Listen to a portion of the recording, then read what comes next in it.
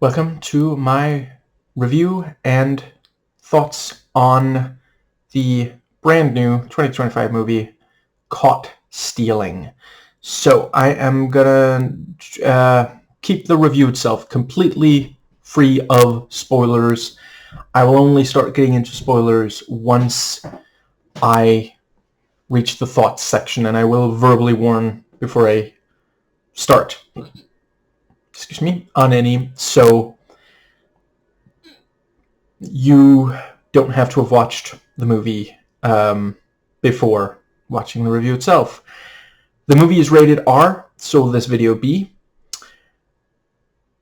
And I fucking love this movie. Jesus Christ. I'm sorry.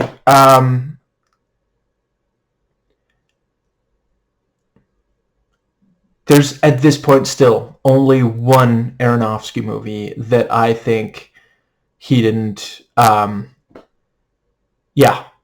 an absolutely amazing job at. So, I think let's, before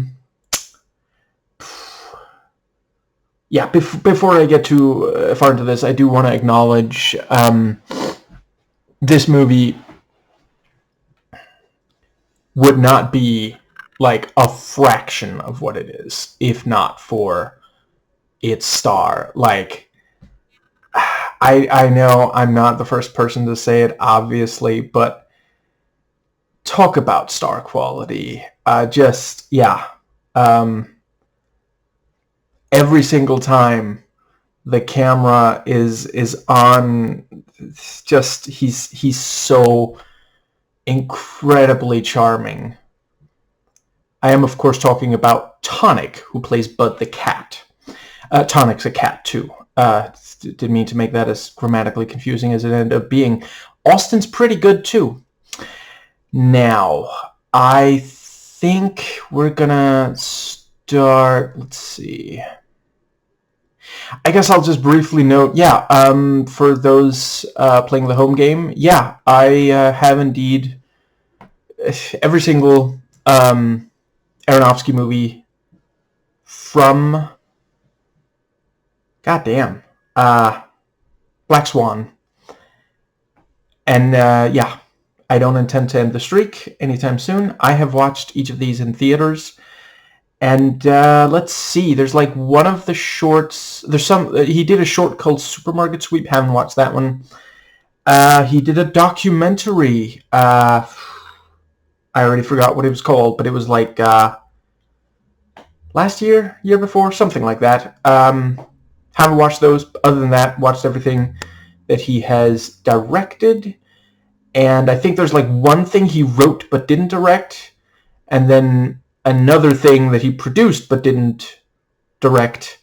Haven't watched those. Other than that, 100%. Been a fan of this kid since kid, as if he's not older than me. I don't know, for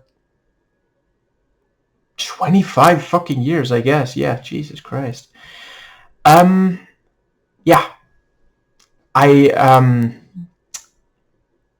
had thought I wasn't gonna go to the movie theaters anymore this year, other than obviously there's a couple coming up. But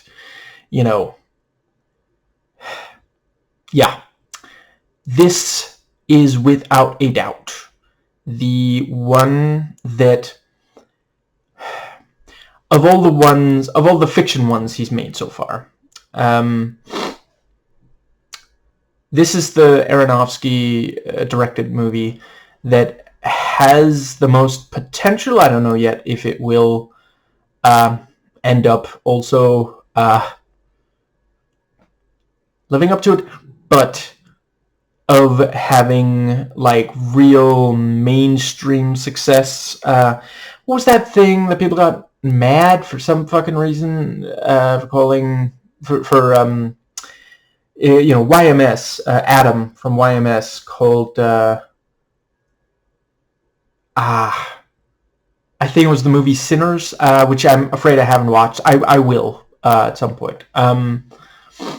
A big fan of Ryan Coogler, but he called it a normie masterpiece, and then Man Carrying Thing made a video about Reddit movies. I think this might be both of those. Are those the same thing? Whatever. Whether that's good or bad, I think is a matter of opinion. I honestly will support him in anything that he, like, as long as he keeps them so engaging. I guess I should just briefly note, so yeah, the Fountain was the one movie that just didn't quite work for me. And no, it's not because, don't like art film. No. Yeah, I'm not going to spend forever on it because I did an entire video talking about it, but I think the main thing is the fact that when I watch that movie, I don't really get, like, he's in too much of a hurry jumping between the different perspectives. Let's go with that. That's not a spoiler. That I didn't end up having enough of a chance to get, what's the word? I didn't get emotionally invested with any individual perspective. But no, I fucking love the artsy shit. Like, I don't watch as many art movies as I'm sure many would say I should, but no, I thought a lot of that worked wonders. I wouldn't be watching Aronofsky if I couldn't handle some art film. Yeah, I think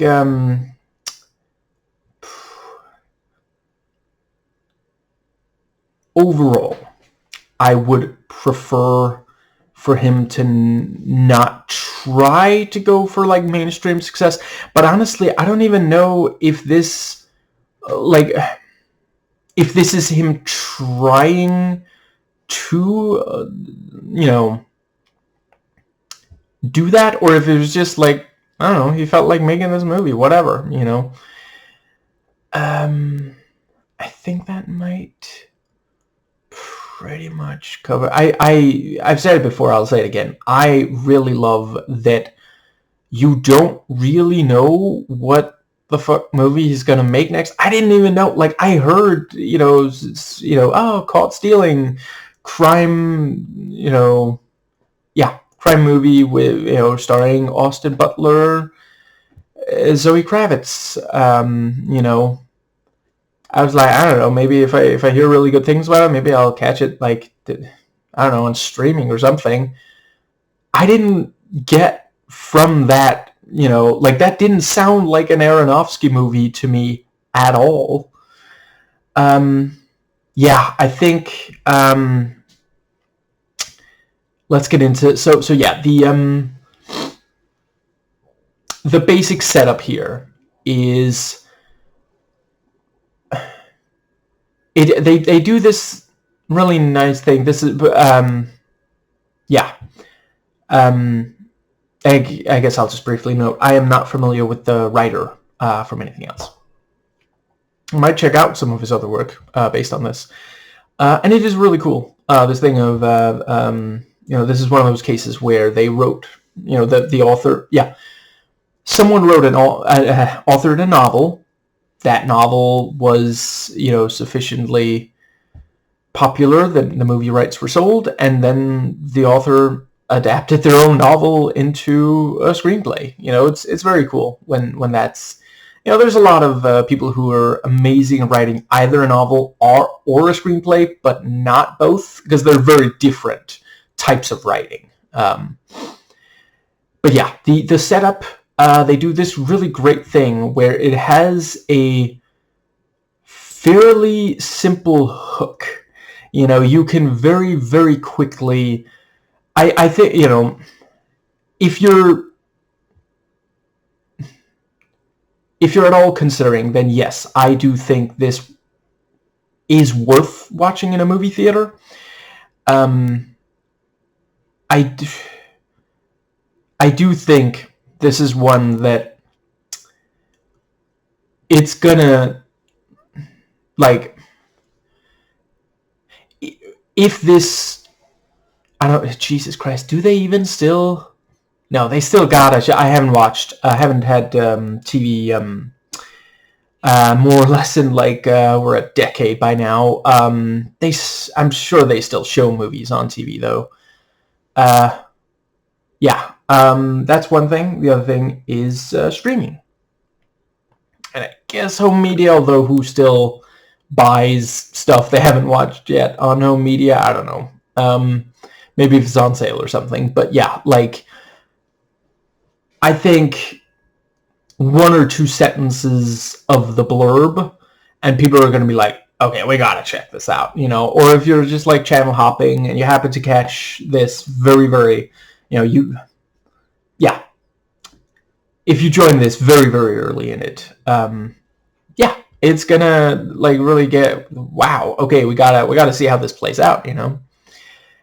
And the, yeah, you know, it's one of those things, you end up with certain expectations for what it is from very early on. I felt that by the end of it, those expectations had all been met and in a number of cases exceeded. That's again a thing with a setup like this, because Jesus Christ, some movies just shit the bed in third act that have a very similar kind of, you know, straightforward hook. Honestly, I don't think I want to give away. No, I'm sure it's going to be easy enough to find out what the hook is here. I watched the trailer, and I'm glad that it didn't give away more than it did. It is one of those cases, you know, movie trailers today. Wish it hadn't spoiled. I wish, yeah, as much as it does. But if you have already watched it, don't worry. A lot of the best stuff is not in the trailer. Yeah, that's gonna be. But the. I will give you very, very. I'll just let you know.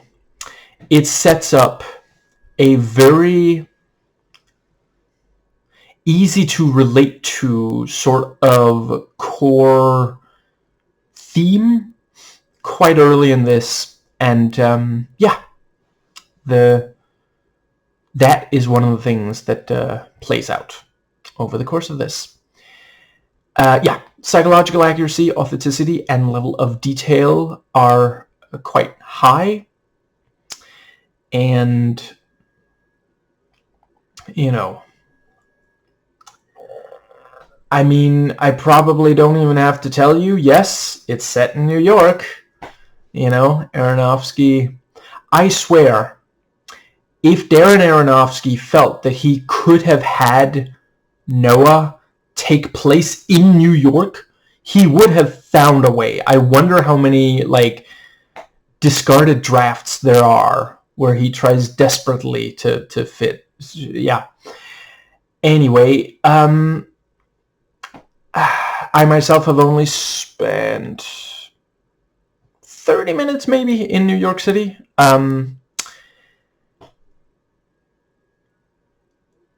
It has character, you know. It's a city that I've never forgotten.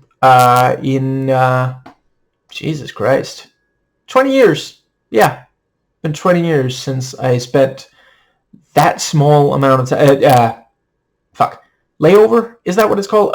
Fuck, is layover only when you're taking a plane? It wasn't a plane layover for me. I was, you know, plane landed in New York City, took public transportation from there. That's why it was only half an hour. It wasn't like I was chased out within that amount of time.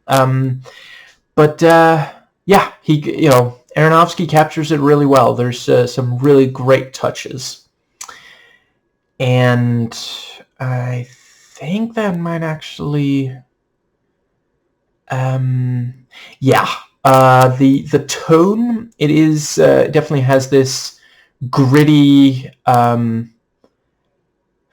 There's some harshness, but also a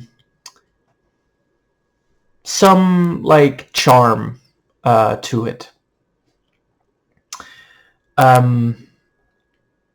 Yeah, I think I will. Yeah, it's not a spoiler. It's we find out very early in this movie. The Austin Butler character, Hank, he calls his mom every day. So like it's not without sweetness. I think, yeah, the dialogue is great. There's so many little touches.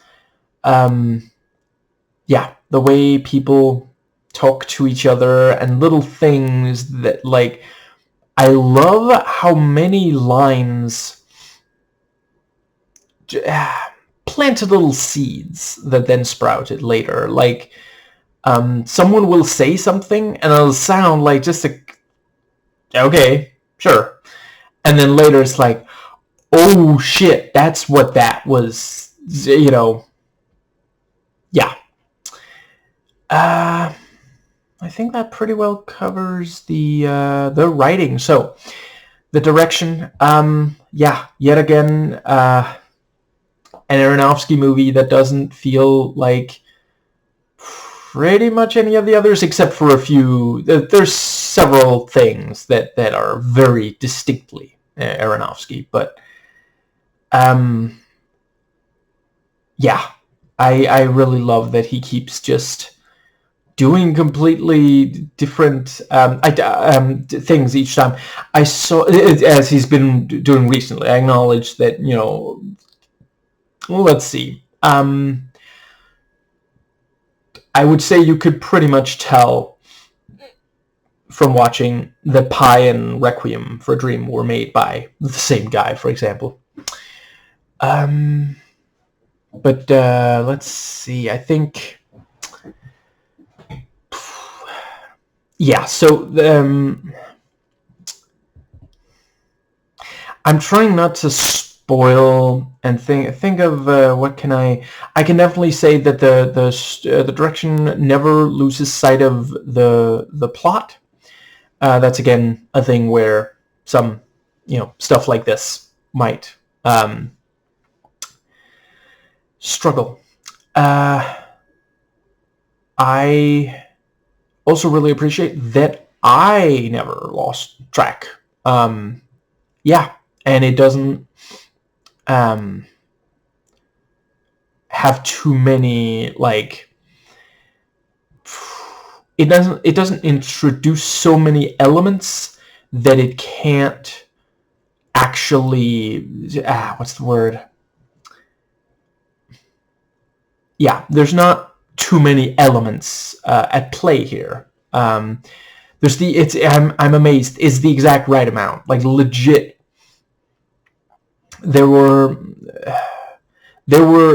certain things that I didn't know if they were going to bring back, and then they brought them back. And yeah, like,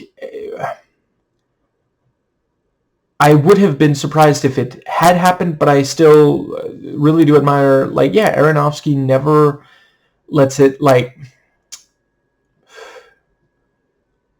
yeah, there's never too much going on. And not just in a scene, but just in the overall movie.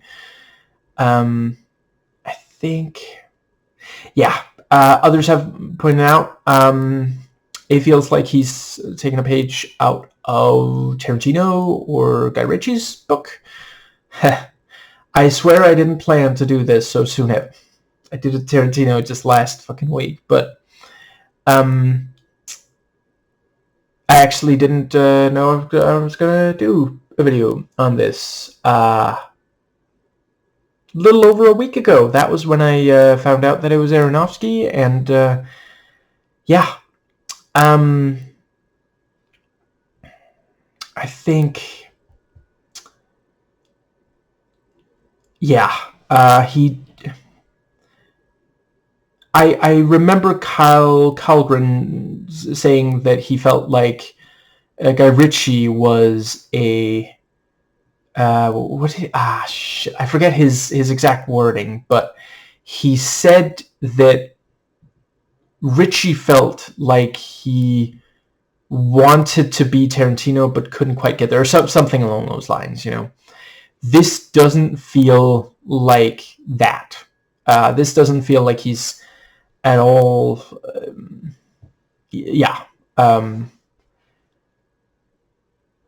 Despite being like 100%, you could see how this. What's the word? You could easily. Tarantino could have directed this exact same script. I think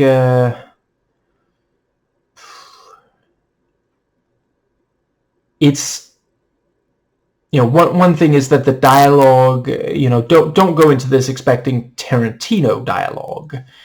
Not quite. There's some really incredible neo-noir dialogue for sure, but it's not trying to be Tarantino. I think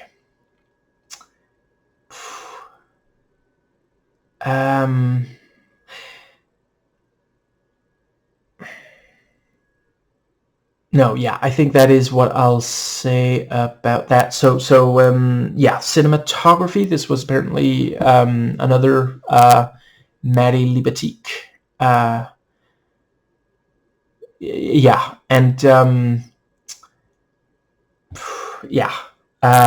Goddamn. There's some really incredible shots in here. Stuff where is that? I'll just say there's at least one. There's some stuff where there are these little things that you don't necessarily. Shit, no, that's a spoiler. It's just incredible cinematography. The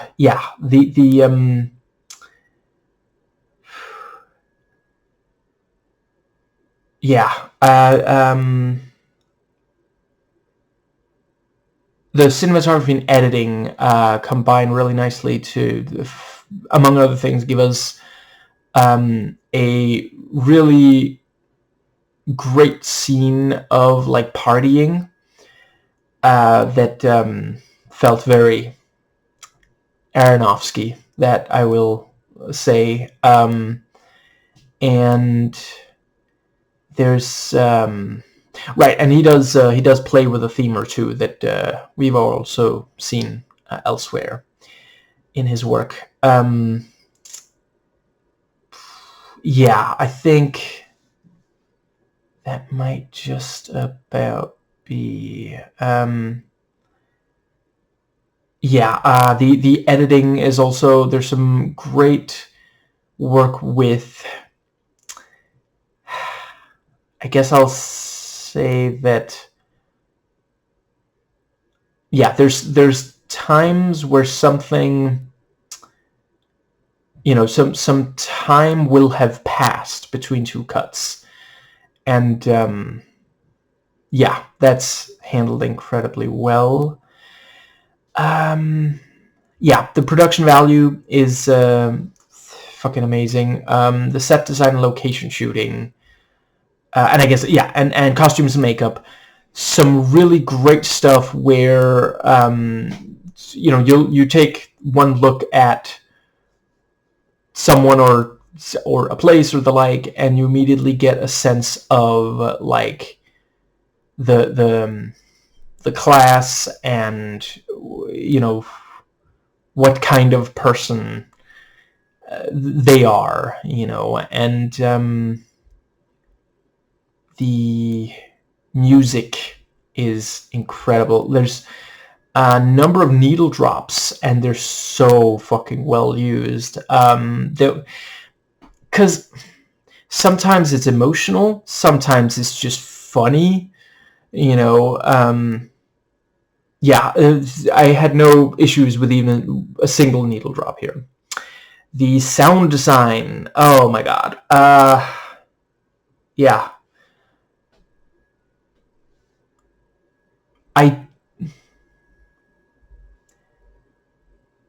I'm glad that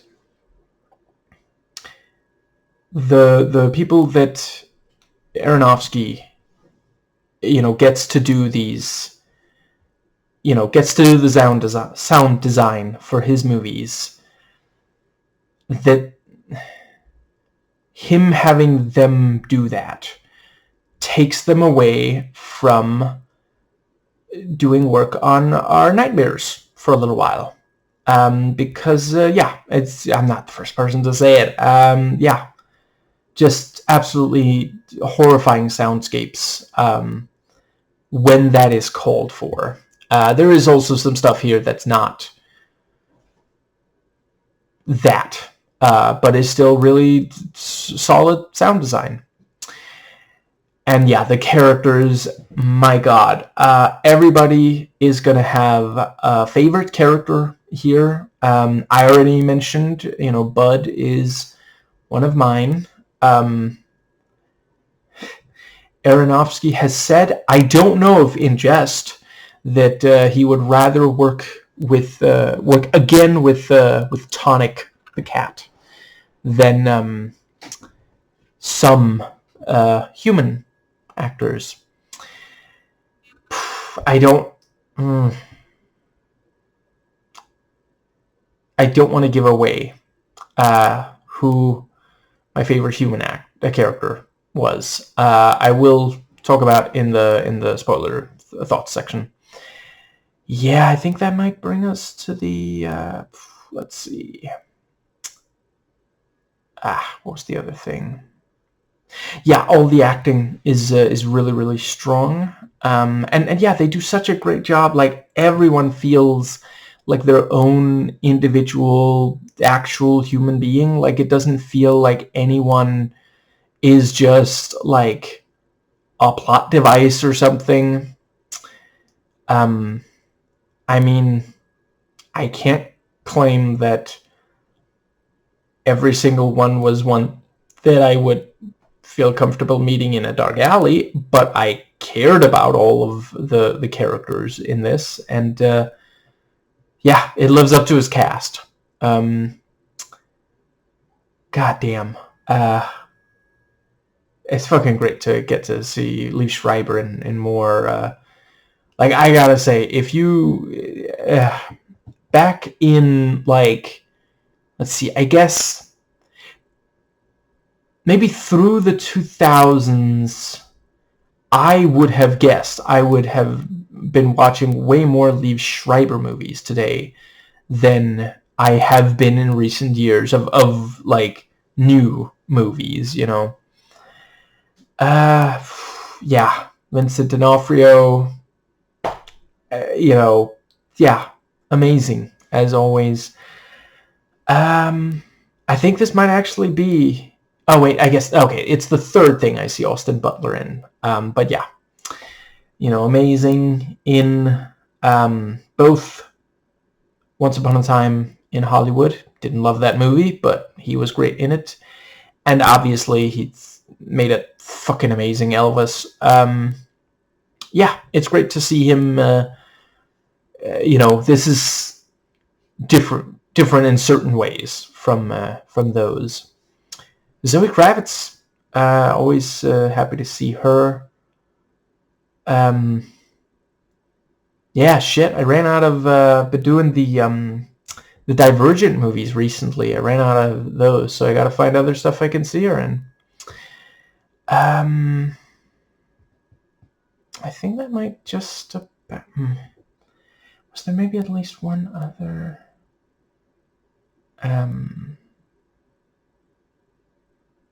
Right.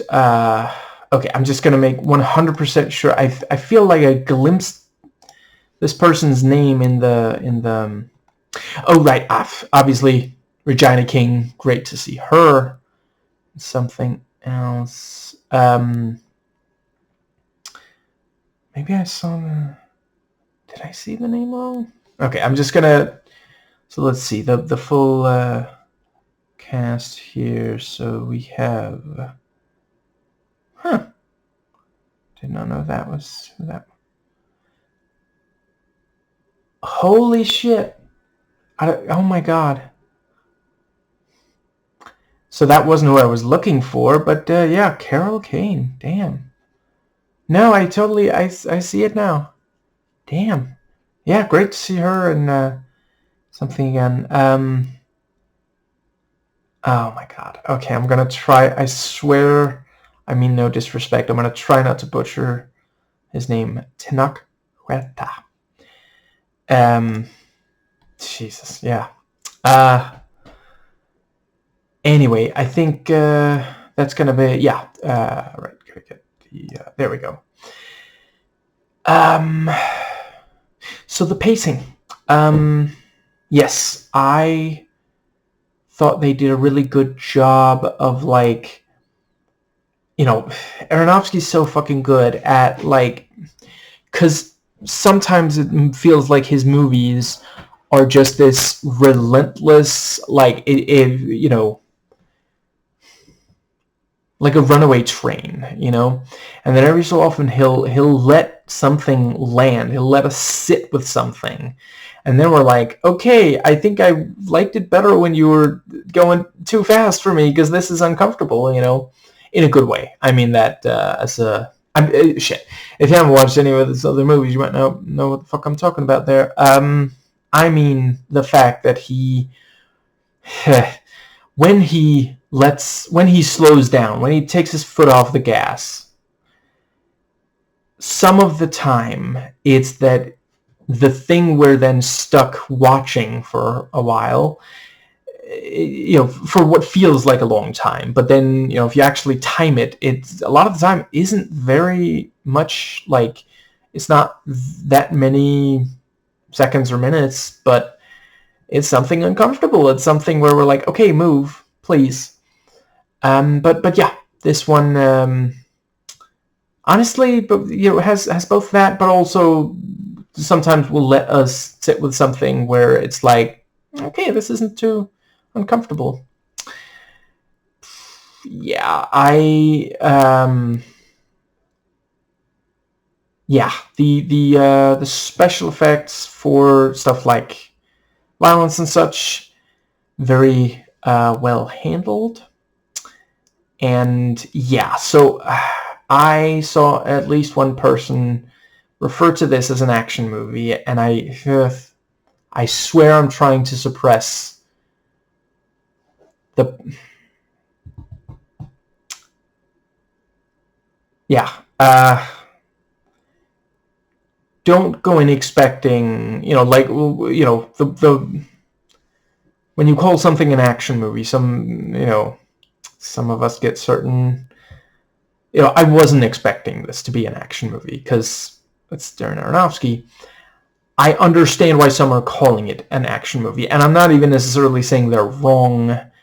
It's not the definition of an action movie that I grew up on, but then, you know, like, yeah, it's not, you know, one of those ridiculous 90s, you know, huge action blockbuster kind of things. It's more like, I think it is fair to call it a crime thriller with some, you know, action kind of stuff.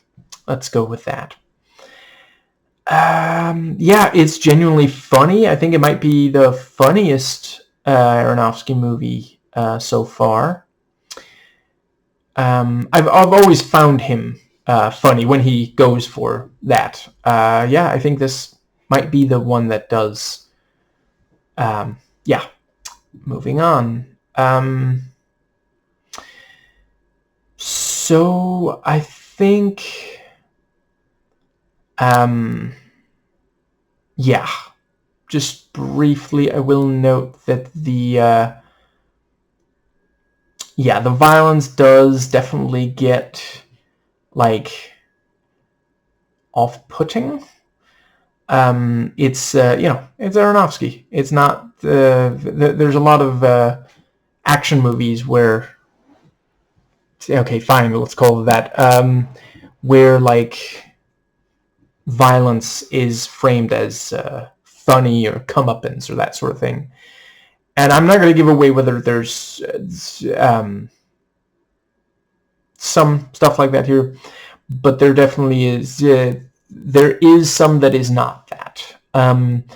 It doesn't go as harsh with the violence as Aronofsky's other stuff. I think this is probably the mildest R he's done.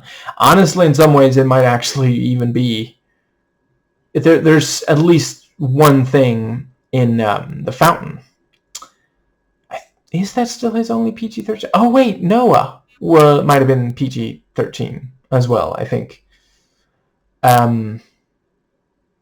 Even though some of the stuff we see in that movie is, honestly, I don't remember if that was a PG-13 or not. Maybe it was just some of the younger cast that gave off vibes of like, oh, this is a movie for teenagers, which is fine. I think it's good that we are still making our as if I had any fucking thing to do with this making this movie. But yeah, I am glad that there are still filmmakers making R-rated movies. It didn't feel like it was holding back. It felt like it was just what was justified by the movie, and if we're being honest, in some of his, there are times where Aronofsky can come off as feeling gratuitous and like, okay, not that he, okay, be careful to word the following. Some of the depiction of violence, it feels like, okay, that was unnecessary cruel to characters, not real life cruelty. I want to make a very, a distinction. Yeah, I think that might actually cover, let's see, was there any other? No, I think that covers. Yeah, that just brings us to, okay, so my overall ranking of every fictional movie directed by Darren Aronofsky, worst to best, and The Fountain is the only that I don't love. So, The Fountain, Pi, The Whale, Caught Stealing, Requiem for a Dream, The Wrestler, Black Swan, Mother, and Noah. I know you don't have, feel free, give me shit for putting Noah first. And I'm pretty sure there's only going to be people saying, how is Mother better than, but yeah. I don't think there's any shame in it not topping Requiem for a Dream. That still, all these years later, remains one of the best that he's made. And I rate this 8 Tarantino-esque in some regards crime stories out of 10. And that brings us to the thoughts section. So from here on out, there will be spoilers. Okay, I am trusting that everyone who don't want spoilers have left by now. So oh fuck, I totally forgot to mention Matt Smith. He was also great. Anyway, when I talk about, you know what I mean. I think I think I'm gonna start with some overall. So yeah, I really loved the way I mentioned in the review that there's various elements in play, and I thought that it worked really. It was very clever to have at first, she even says it, you're such a country boy, calling your mom every day. And then once we get, sufficient backstory, we realize it's not that. It's when she doesn't hear from him, she gets worried. So yeah, I didn't want to mention it in the review itself, but yeah, very cool. Laura Dern, damn. Oh, also really great to see her in. God, no, you are not talking me into watching those fucking Jurassic. I watched the first one. It's good. You don't need me to tell you that. I don't need to watch any of the sequels, let alone these fucking Jurassic World movies that I've been hearing are shit for 10 years now, I think. Wasn't that when the first of those came out? Something like that, But yes, I am aware that Laura Dern does appear in at least one of the Jurassic World ones. I'll make do with The Last Jedi. I can watch that many, many times over. But I think, yeah, I think that might pretty well cover that of the elements. Yeah, I thought that the his trauma over the car accident was also, it's introduced, and then there's the reminder and everything, and then the payoff is he does drive again, and he does indeed fucking crash again, which was what he was worried about crashing, and now he's weaponizing his and I feel like there's at least one more like overarching thing I want to get into before I talk scene by scene.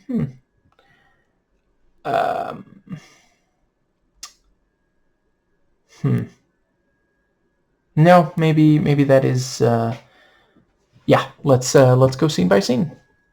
So yeah, we have the shit. What was the goddamn? What was the first scene? Right. Yeah. So the baseball, which nice little thing, because it's important.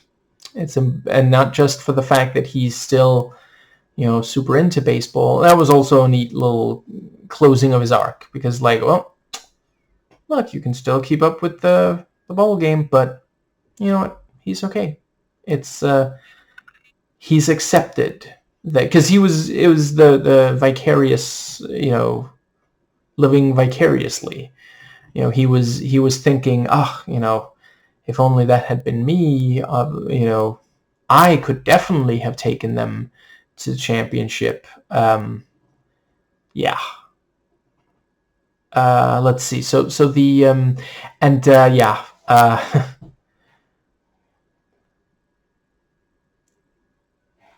he managed to fit in the New York fucking subway one more goddamn time. Jesus Christ.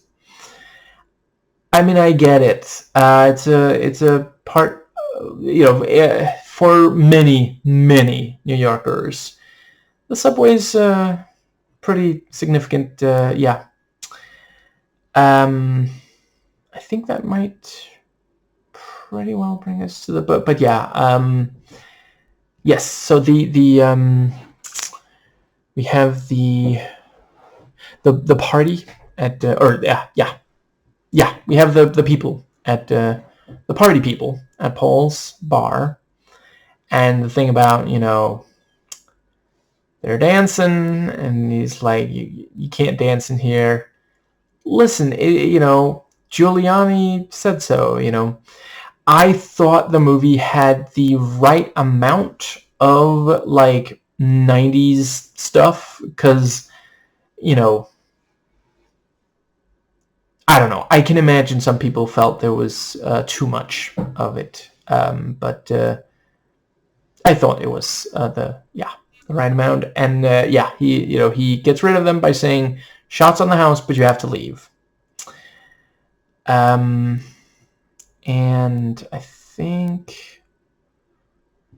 I guess that pretty well brings us to the she okay, I'm gonna real quick. So Yvonne. I don't know why. Sometimes I'm just really fucking bad with names. Yvonne shows up, and high off adrenaline, and the I have heard of there are some people who work within healthcare who get adrenaline high, and it's not necessarily sex, but they have some sort of way to get rid of it. I think, but so the he walks home to his place with her, and she points out, not a single thing you're saying is sexy. And let's see, you have the they almost, Jesus Christ, in the fucking hallway, which, like, what do they call Miss Kitty or something like that? She's like, "Listen, I know I signed on for an Aronofsky movie, but could you at least wait until I'm out of the shot, please?" And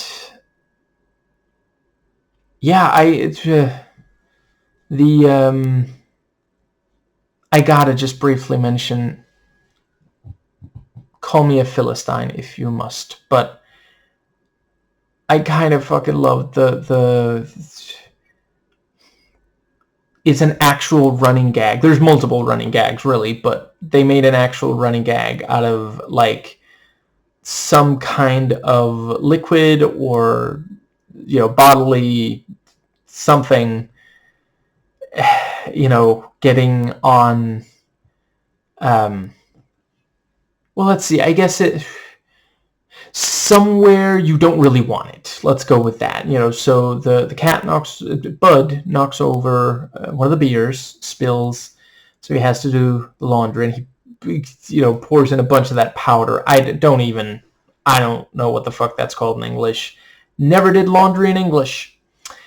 But the and there's he throws up onto his own clothes, and then the kitty litter is emptied directly on the floor. I think those were the only ones, but let's see. But so they get up to the apartment, and shit. Okay, my wrists. I need to take a break from looking shit up.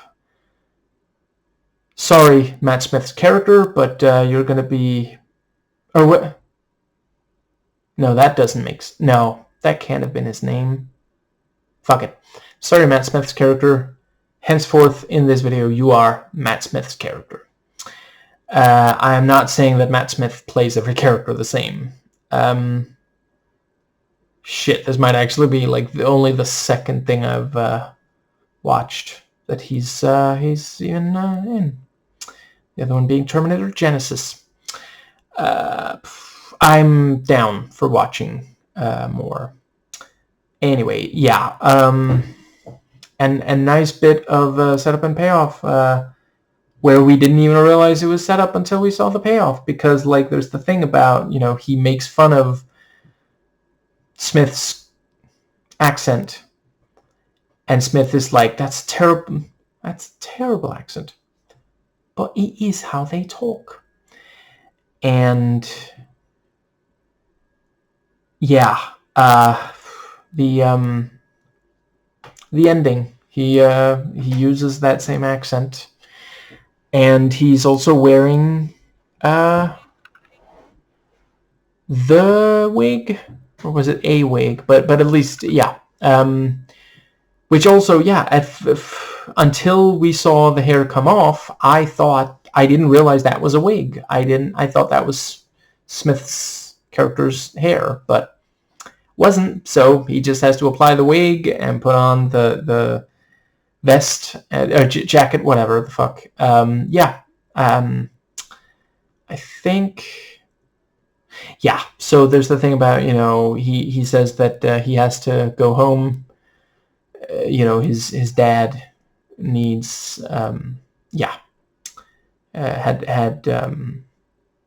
might die, I think he said at the time, which also, I will say, for a while I thought that, once we realized, oh, he's hiding something from other people, his dad wasn't in the hospital at all, and then he can, no, look, and he got a tattoo and everything,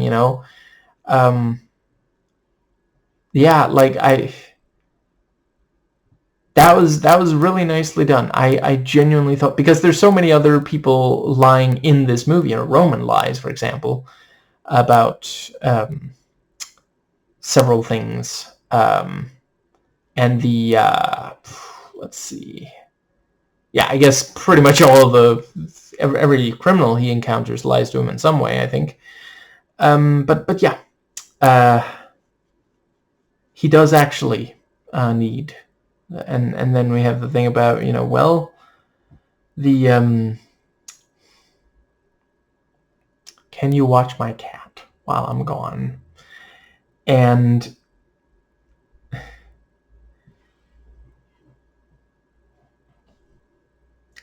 he doesn't say, please take the kitty litter in. No, he's like saying, just like, I don't know, open, put some food in its bowl in the, yeah, I think, yeah, the ones labeled piss and shit.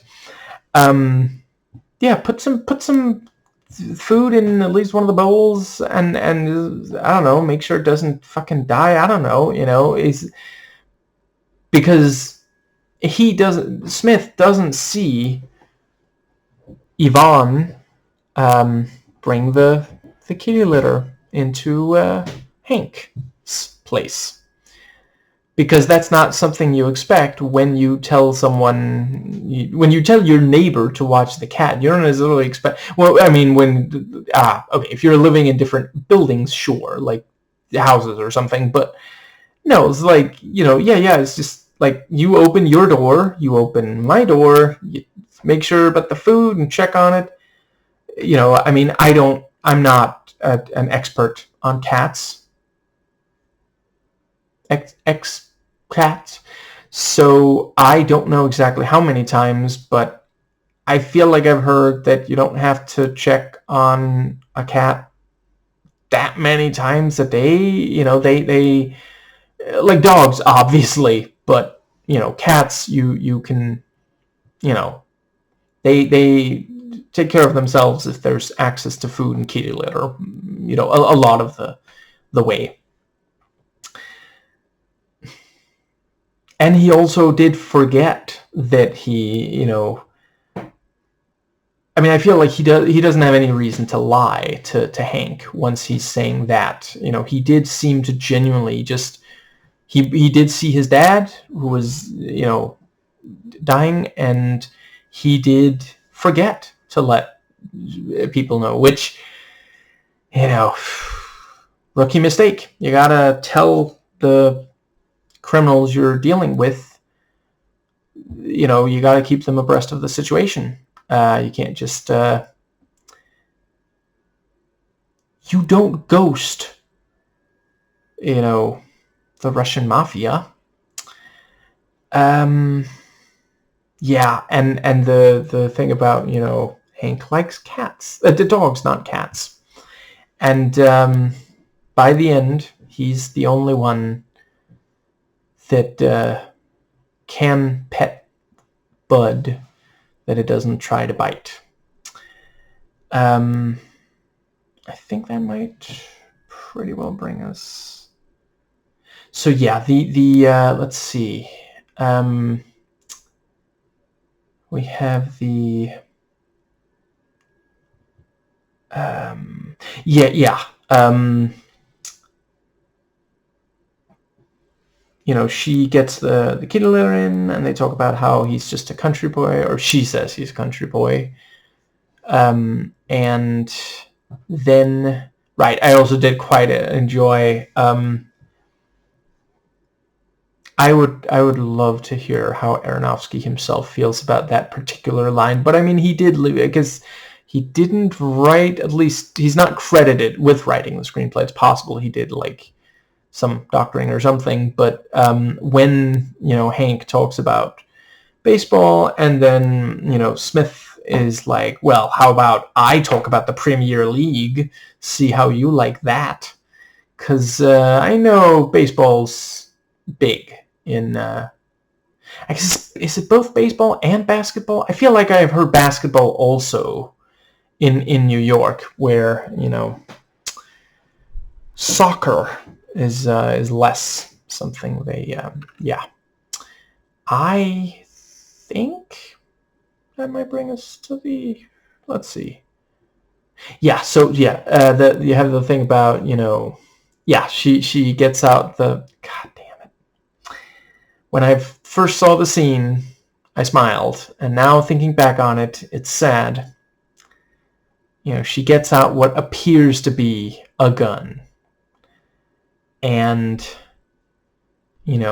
turns out it's the cigarette lighter, and then by the end of the movie, it is used as a reveal that that's a trope I enjoy. This thing of oh, so they're the ones who killed that person because they stole something from the dead body, and it's also this thing of when we don't even have to see it to we can easily paint a picture, but picture it. I didn't catch which one was called what, so they're also just gonna have to be. So yeah, D'Onofrio, I'm sure when he picked it up, he thought it was an actual gun. He saw something that looked like a gun, picked it up, and was like, the fuck's going, this is the lightest gun that I've ever held in my hands. There's no way this is real. And so he pointed it in a direction where it wouldn't hurt anyone that he didn't want to hurt, and pulled the trigger, and was delighted to find that it was just a way to get a cigarette going. And then he didn't think about, maybe he shouldn't hand that back to Hank. But yeah, that was such a great, because it feels like, oh shit, this scene took a turn. She's gonna fucking rob him or something. Oh, it's okay.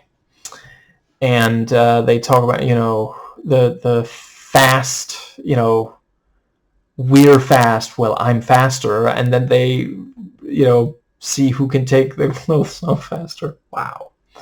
Yeah. And the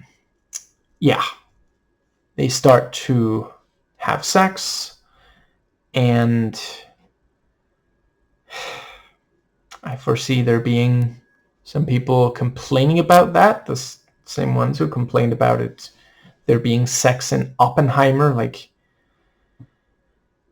Okay, listen, there's a pretty decent percentage chance you got into this world through that. You sat down to watch a movie about a guy who made a nuke and you're gonna get really upset that there's some nudity and sexuality. Like, Jesus fucking Christ. Anyway, but yeah, here, pretty much as soon as, there's almost immediately after there starts being nudity, and it looks like, oh, it's an actual sex scene, not just like people undressing, then it cuts, and it's that felt very Aronofsky. You wonder how many people you think were sitting watching it thinking, oh, this is so hot, and then we're like, oh shit, jump scare. Trust me, there's you may want to Aronofsky has done other movies where he gets way more we'll start to show something sexual and then show something very upsetting. So just I have talked about that before, so I don't know if I'll relitigate, but it did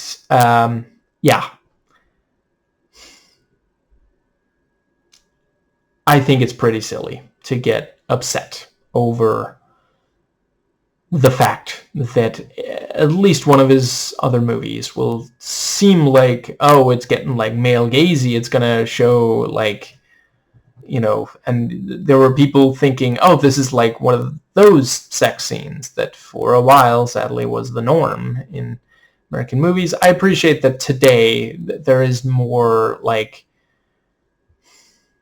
I'm not saying every sex scene has to mean something as such, TMCR, but I do really appreciate when a sex scene is more than just cheap titillation.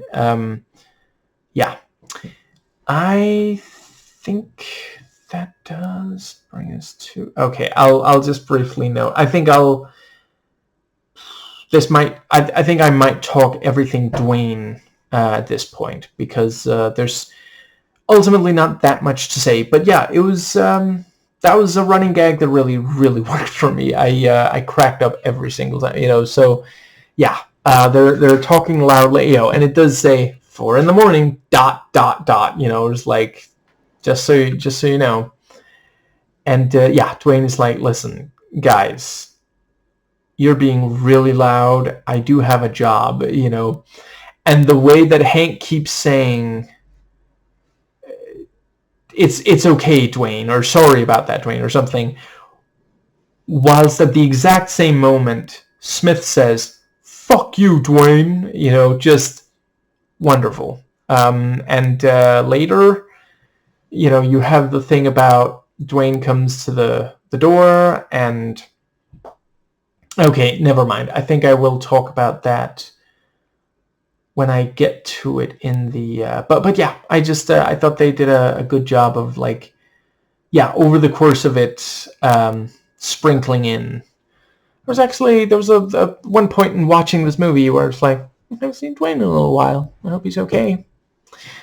And the thing about, it's not like I'm an investment banker or something. I build websites. And then they make fun of him behind that, which is also just like, back then that, in 1998, that might have sounded like kind of dorky. Today, it's, like, we're essentially laughing with Dwayne, because that's a big,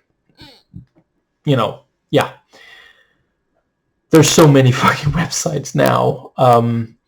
Although I guess he might have been put out of a job by, what was it called, Squarespace? I hear ads for that every so often. Okay, I think that...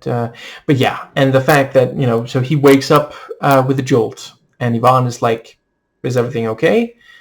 And he is like, not telling her what happened, which is, of course, one of those things, she's, like, willing to listen, A lot of guys aren't willing to open up, and ends up, losing their partner because they refuse to open up. I think that might bring us to the, let's see.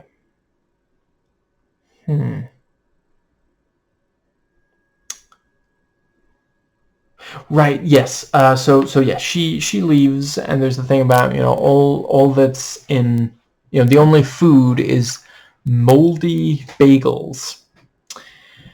I really hope that she was exaggerating, because ultimately we don't really see definitive proof either way. And let's be honest, Aronofsky is not above having his protagonist eat moldy bagels. But that was also a nice little, didn't think that was going to be a setup and payoff, but it was. Early on, he's like, hey, no, that's people food. You have cat food. And then by the end, he's, I'm not sure it was the last scene, but later in the movie, he's feeding it people food. He's sharing his people food. But yeah, he takes a bite, and here's the someone at or no, wait, yeah, shit, what was, anyway, he was right outside Smith's door, and then the two Russians show up, and they did such a good job on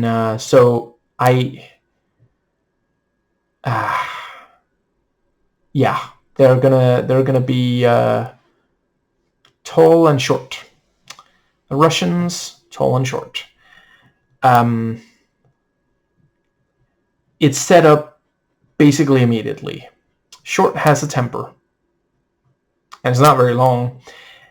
And Tall is the only one who can keep him, from just, losing it. So if Short is doing something he shouldn't, it's because Tall isn't watching him closely enough. And then, at a certain point in the movie, Tall dies. So Short is completely just out of control. Very nicely done there. That was, but yeah, so they have the, let's see. Is that something I need to, never mind. Oh, right, shit. I guess I should just absolutely make sure. Okay, that's not what I was, there we go. Okay, right, just gonna unmute my phone so I don't forget, because I did get back from the movie theater. There we go. Yes, so, and also the thing about how Short keeps bringing up baseball, and then, at one point, and steals the hat and everything and wears it. And then, because he doesn't know quite enough about baseball, he's just heard the songs and shit, he doesn't know. And I'll admit I didn't either, but apparently not a good idea to wear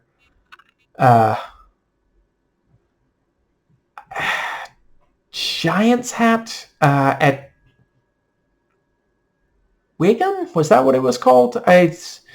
But they did enough to, I got, well, especially if there's a, incredibly handsome man saying, oh, hey, that Giants fan just said that, and that's also something. I wonder if Aronofsky, because I feel like is that an insult towards Wiggum? Let's go with that. Or is that an insult towards sports fans in general? Maybe it's just me who reads it as the latter, because that felt like, wow. Yeah. easily led, and I'm not even necessarily saying that that's inaccurate. I've met sports fans who were. Yeah, I think that might cover the. And it is also, I do appreciate, apparently like a game just ended, or they're headed to a game or something, because the what's the shit. They're all wearing the paraphernalia, certainly. So yeah. But yeah, so he picks up on the Giants hat and starts talking about baseball, and yeah, it becomes clear that they intend to go into Smith's place, even though he isn't there. And Short just goes off, and yeah, that felt very Aronofsky. That's something where Tarantino might have also gone as hard as that, but that definitely felt like something that could have been in other Aronofsky films as well. Sadly, from what I know about the Russian mob, not from personal experience, yeah, they are as brutal as that. It's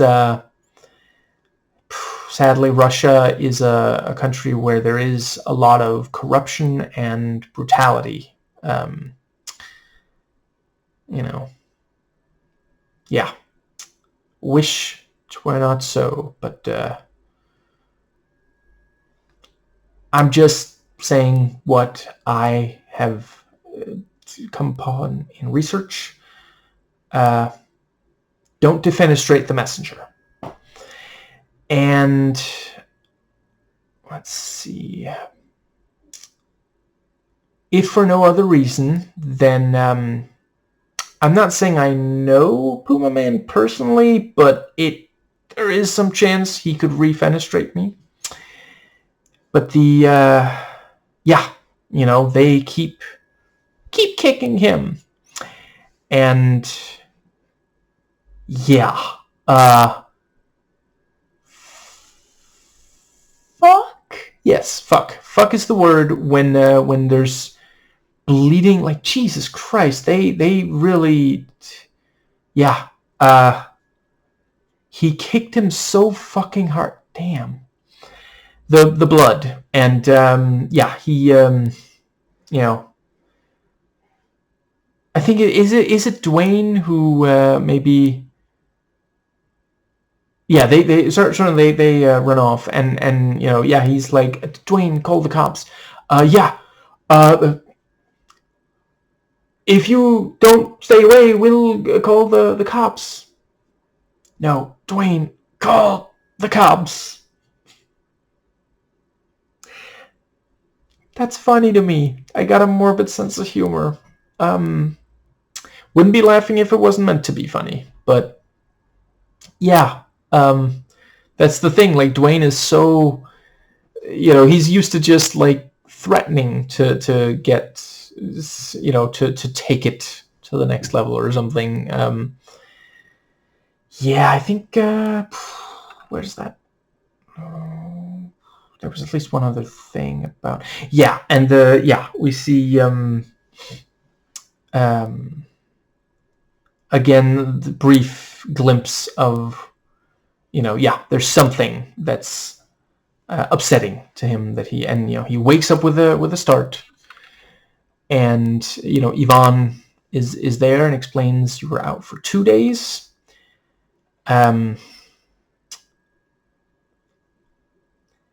They took your kidney for fun.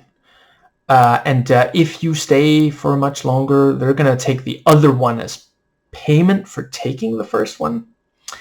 And fuck. even back then, even in 1998, yeah, you had to get out of the hospital quick before, if in a situation like that, I mean, before the medical debt would just be completely, yeah.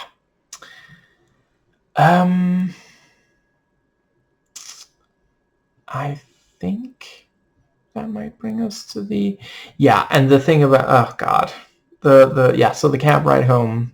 And I will also say, before he said that he doesn't drive, I hadn't really thought that much about it, because, like, okay, I mean, I guess he lives within walking distance of where he works, and, doesn't have a mountain of money. It's not Scrooge McDuck, so sure, he doesn't have a car, but then later he does, yeah. And they take a cab home, no big deal. Is he really going to drive right after he was released from the hospital early? So, but then later he does say, nope, doesn't drive, and then, we find out why. But yeah, when they're in the cab and they're talking about, yeah, the rules, rule number 1 of the One Kidney Club. And rule number 2 are very similar. It's only at rule number 3 that he's like, right, no, sure, no more drinking. And yeah, turns out everything in his fridge is liquor of some kind, and there's liquor in the freezer. I'm not an expert. I don't think... Oh, wait, I guess, could it be like wine or champagne or something? And I don't think he drinks something that fancy.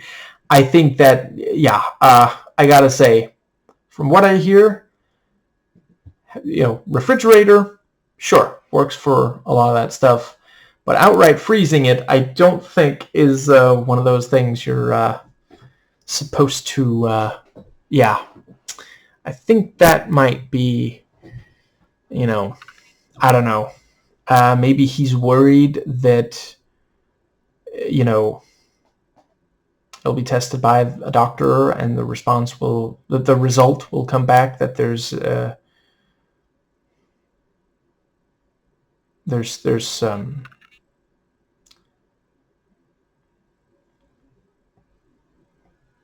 blood in his alcohol or something. I don't know. But the shit, that fuck, I don't think that will. Yeah. As if there was alcohol running through his veins is where I'm going from. Anyway, yeah, I guess the cat's, not only out of the bag, but also on board with no drinking, knocking over the liquor. I meant what I said in the review. Like, genuinely, every single time they cut to the cat, just every cat cut. I'm sure once this movie's been out for a little while, there will be a cat caught compilation. And yeah, just so fucking good. Every single the bit where it was like a hiding, and his little paw, and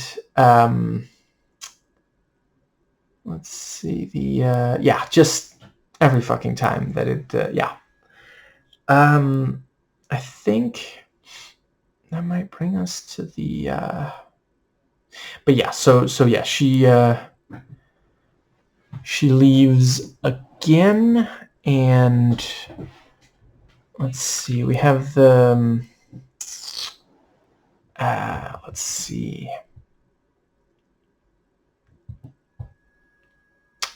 I think that's when the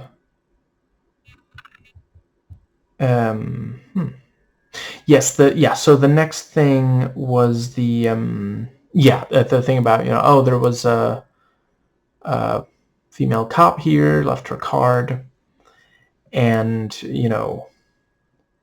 the yeah. So yeah, he talks to her.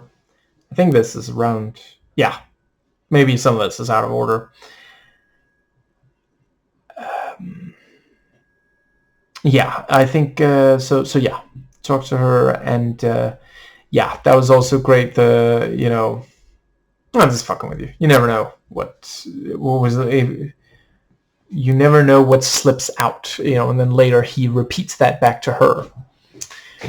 But she does give the names of the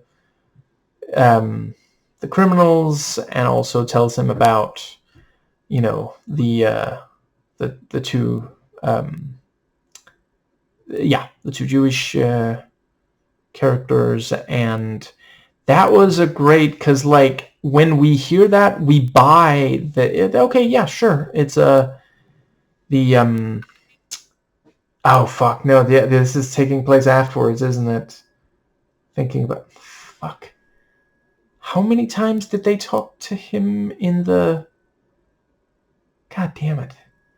No, I don't. Yeah, I'm gonna move on with this scene. But yeah, so when we just get the information, we and Hank accept. Yeah, this, she's a cop. She's but later we realize, oh, it's she wanted to make sure that because she specifically says, if you see the two monsters, call me. I think she also said, call me if you hear from the Russians again. But and the Russians say, don't call her, figuring that that's going to make him more inclined to call her. And I really appreciate they did a good job of, it's one of those things where I wasn't sure, well, what is the smartest play for him? Because obviously we want him and Yvonne to make it out of this movie okay. I think, does that bring us to the yeah, let's go with the so yeah. He yeah, there's the bit where they they, oh, and I quite appreciated the point made about, they're not Ukrainians, because he's like, well, little Ukraine is just over there. No, they're Russians, which I don't know very much about Ukrainian. Obviously, yeah, I'm gonna throw down the shovel before I dig. I appreciate a movie being released right now, underlining, no, listen. Obviously, it's not that every Russian person is like bad or something, not by a long shot.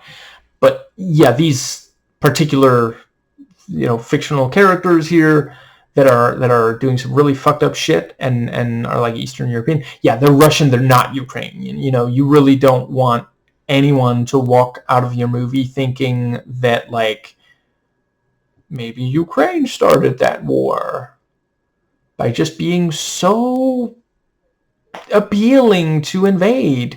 I'm sure it's not the dictator who's been invading and threatening for quite some time now. Like before Ukraine, that's the fucking thing about so many of these conservative talking heads. Like, you get that Putin has been doing this for a while, right? Like, this didn't start with Ukraine. It's just, he wants to recreate the Soviet Union. He's desperate to keep people from noticing all of his corruption. He knows he's in deep shit if there's enough of a movement to get rid of him. So he's trying to, it's red meat. It's not. Yeah. Moving on. Let's see. Yeah. So they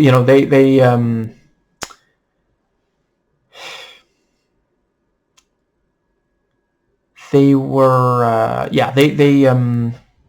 the two Russians and the I do not remember his name or where exactly they said he came from, but the other guy, he was with them some of the time. They, try to get information, and there's the thing about, they want to beat it out of you, and I say we can get it without using any violence. And, he takes out the gun and then says, I don't have to wave it around. Which, he says, you just have to tell me, where the what was it? I don't remember what they were they already talking about the key at that? Where did Smith hide it? Maybe was what they were saying, and he's like, I swear I don't know what you're talking about. And yeah, he's a really, really great. He ultimately doesn't even have that much screen time, but he makes an impression. The guy in charge there, and he's like, "Why are you lying to me when I'm being so nice to you?" Okay, we'll do it your way, And Short is like, "Finally, this is my moment to shine," and that also felt Aronofskian. Though I feel like Aronofsky of 10 years ago would have gone harder with it. But the removing of the, shit. God damn, that was, And very, very clever with the thing of like, tell him, Dwayne, go fuck yourself. Dwayne, go fuck yourself. Now, Hank. And Short gets so annoyed that he, runs up, opens the door. Dwayne, go fuck yourself. And the boss is like, I thought you were watching him. Because now they gotta leave. Because Dwayne's not gonna go fuck himself, but he might go tell the cops that there's, so just, yeah. And certainly this thing of like Short not being able to control his temper, there are a number of Russian criminals who can't. And part of it is the violence that they themselves used to face. And then they became criminals to try to get by. Let's see. I think he gets Yvonne to and she's like, I can't I don't have sutures, I don't have anything, and he's like, I can't go to the hospital, they'll call the cops and shit, and he's not wrong. And that also felt like classic Aronofsky. I'm pretty sure, and she knows this, Yvonne, the character, knows this, you shouldn't get, like, fucking glue, like, if that gets into the wound, like, there's some really toxic shit in a lot of glues, I learned by watching that show, Clues. But, ultimately, no, I can kind of see, if it, what's the fucking, what did she say? Settle? Dry. Did she say dry? We say dry in Danish. Glue dries. But yeah, if it dries without getting into the actual, I guess, hypothetically could be okay, maybe. But the, let's see. Yeah, and using, because, what else does she have that absorbs fast enough? So yeah, she sticks a tampon up his nose. And the thing about, we're hanging out so much, our cycles are in sync. And the thing about, oh, you have to keep that in for 2 days. That's funny.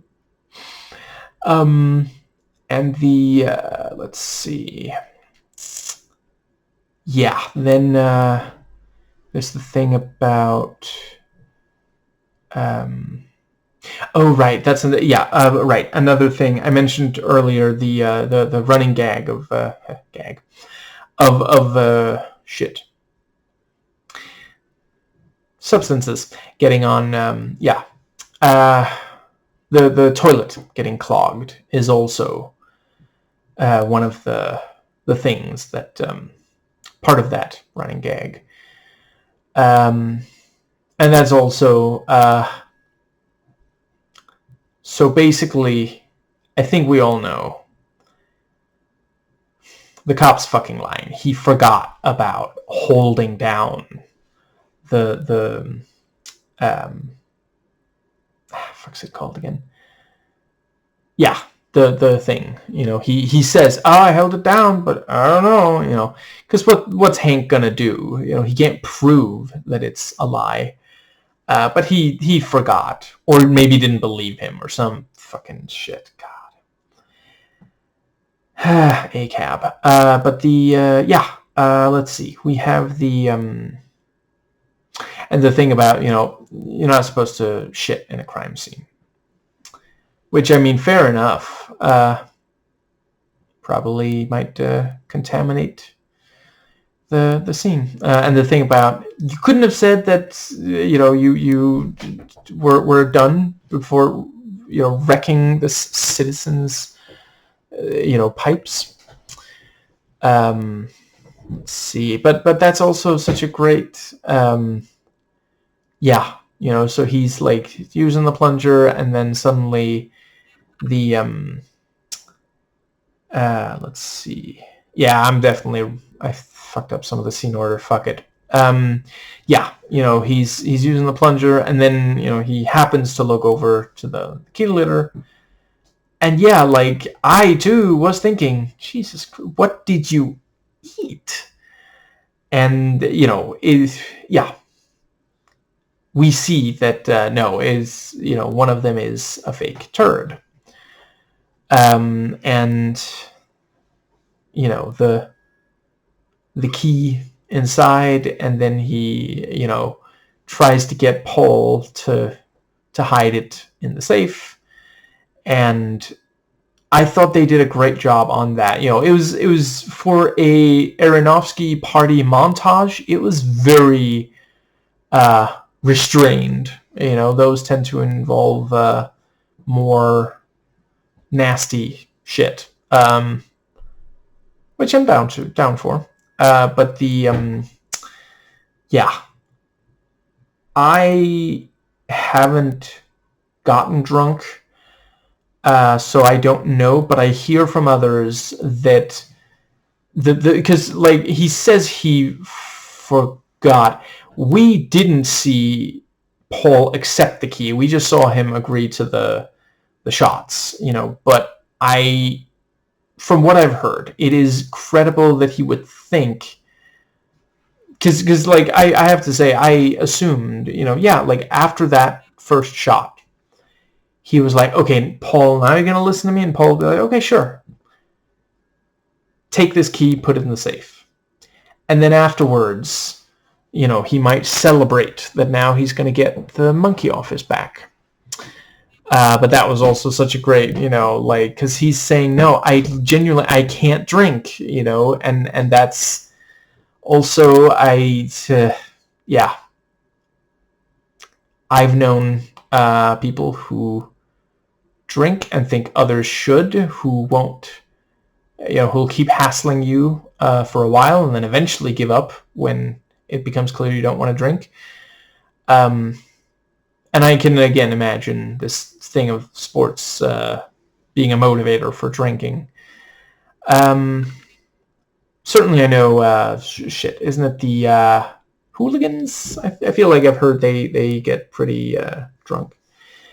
Okay, Americans as well. I'm not only saying it's true of them, of the British. But yeah, he just gets, he keeps drinking, and eventually they like kick him out of his place of employment, and yeah, so he vomits.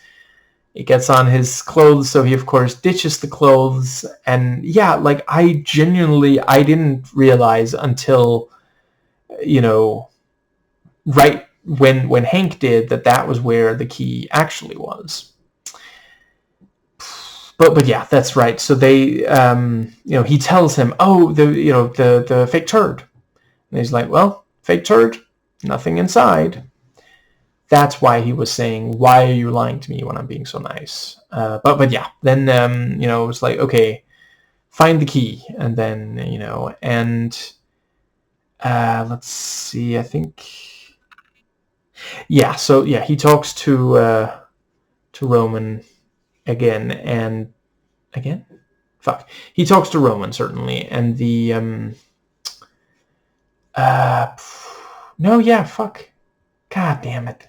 Yeah, I cannot keep straight. Okay, proceed watching this video at your own peril, because there's no way I got these scenes in order, but whatever. Yeah, at one point, also really great tension when, he, God, my fucking back, Jesus Christ. It's okay, I'll power through it. I'm getting treatment in not that many days. Anyway, yes, so he comes home, and the walking up, and like, oh shit, it's the Russian, so I'm just gonna cover my head, and going all the way up, and they're, searching Smith's place. So he uses the fire escape, but then of course the window, like, as it's doing its job, you can't open it from the outside.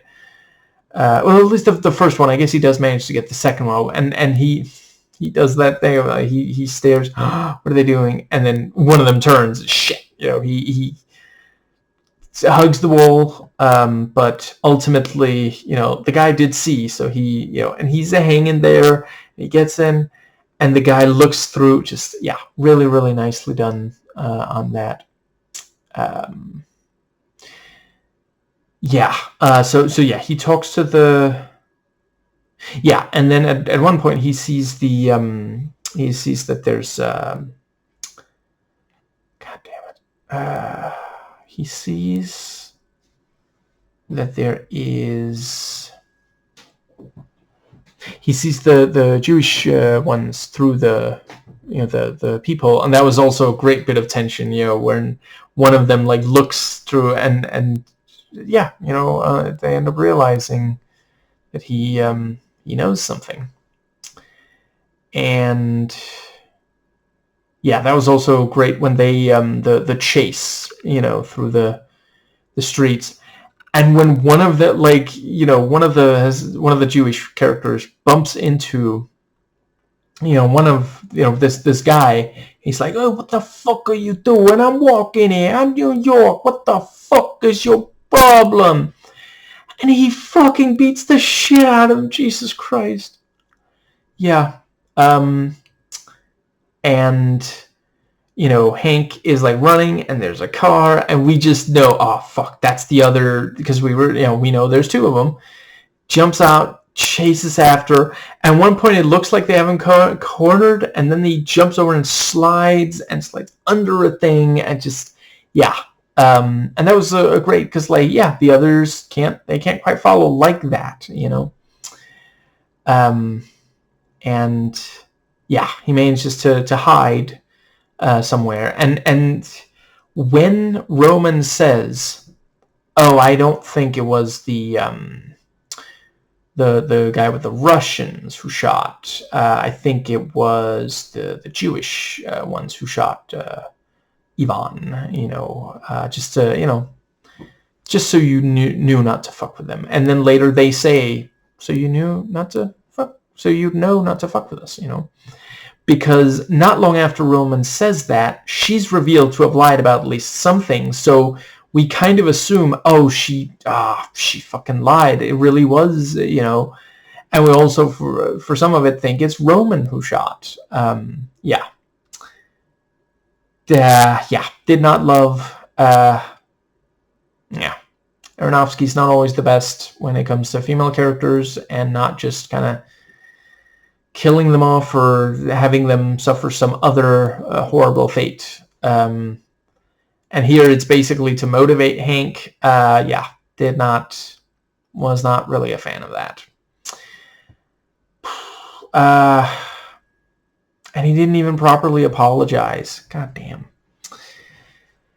Because he said, you know, he explained about the baseball losing that, and then he said, what do I have here? Just garbage. Wow. Like, okay, I know he's drunk, but fuck you, dude. Jesus Christ.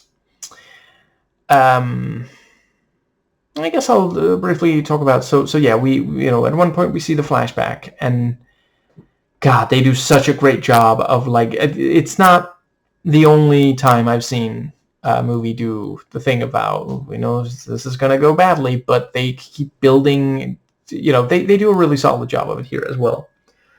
Because they're both drinking, and, you know, the other one isn't wearing a seatbelt because how would he be able to grab the beer? If, you know, and the thing about, you want another one? You have to ask.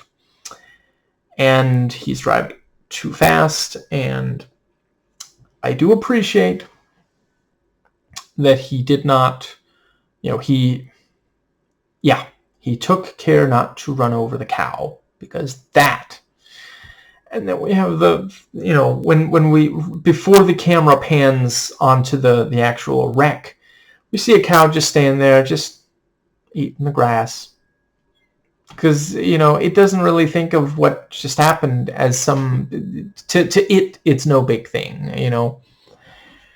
But yeah, then we have the, we see the fucked up knee, and I believe by then we had seen the scarring in the present day around the knee, and let's see, I think that, but yeah, you know, and by the end of the movie, he's willing to say, I got him killed. It was my fault, and I didn't even care. All I was thinking about was the knee.